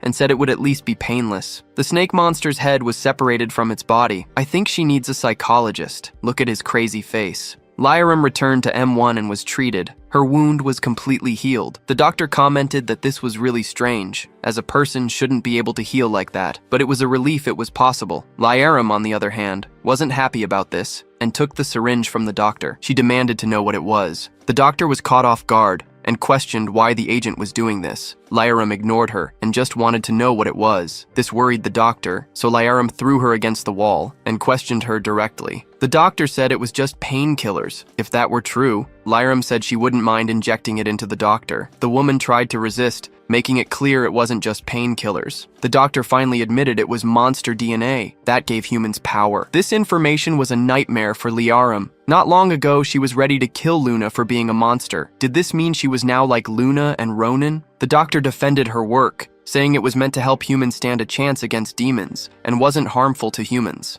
Lyram felt betrayed. Her hatred for demons had been her motivation to dedicate her life to this place, only to find out she had been turned into a monster by these people. The doctor decided to take Lyram to the lab. This ultra-secret place was off-limits to agents. Lyram wasn't interested in explanations, only in seeing how these experiments were done. Inside the secret lab, there were many tubes with live monsters of all kinds. The doctor was proud of this place and admitted it was always difficult to capture these creatures alive. This was her valuable collection. Thanks to these creatures, she could create a new race, more powerful than the demons, yet still human. Despite her intelligence, the doctor chose her words poorly. Lyram was now motivated to do something she had never done before. The doctor might be human, but she should share the same fate as the demons. Lyram thought it was all a big lie. She had been manipulated to control her power, but that wouldn't happen anymore. She didn't attack the doctor directly, but freed the demons the doctor was so proud of. If she loved her collection so much, the woman was furious and was then captured by the neck. Her creatures wanted to experiment on her now, to see how long she would last before being devoured. Lyram watched this happen closely. The doctor begged for help, claiming Lyram couldn't let a human be attacked by monsters. Unfortunately for the doctor, that plea didn't work. Her most valuable test subject just watched her final moments and then turned away. The woman screamed in despair for help, but nothing was done. The lab door closed, and the demon's jaws did too. Sometime later, Luna opened her eyes and was fine. To her surprise, the girl who never liked her was waiting for her to wake up. Luna didn't understand why she was here. Did she come to kill her? For the first time, Lyram talked normally with Luna. Luna didn't know if Lyram knew she was a demon. Did she know about Ronan? Many doubts filled her mind. So she asked, "Are you here to eliminate me?" The girl responded, "Is that what you think after I did my best to treat you?" How could Luna trust Lyram now? The girl got straight to the point, saying Ronan was the only one who could fix this situation, and Ronan would only fight if Luna was safe. She was there because Ronan would protect them. On the battlefield, the agents were being defeated. Finally, the only one who could change the fate of the Earth was here. Ronan fought and destroyed everything in his path. Our hero thought while fighting. He didn't understand why he had to do this, or why they were after him. But if the only way was to eliminate all the demons, then that's what he would do.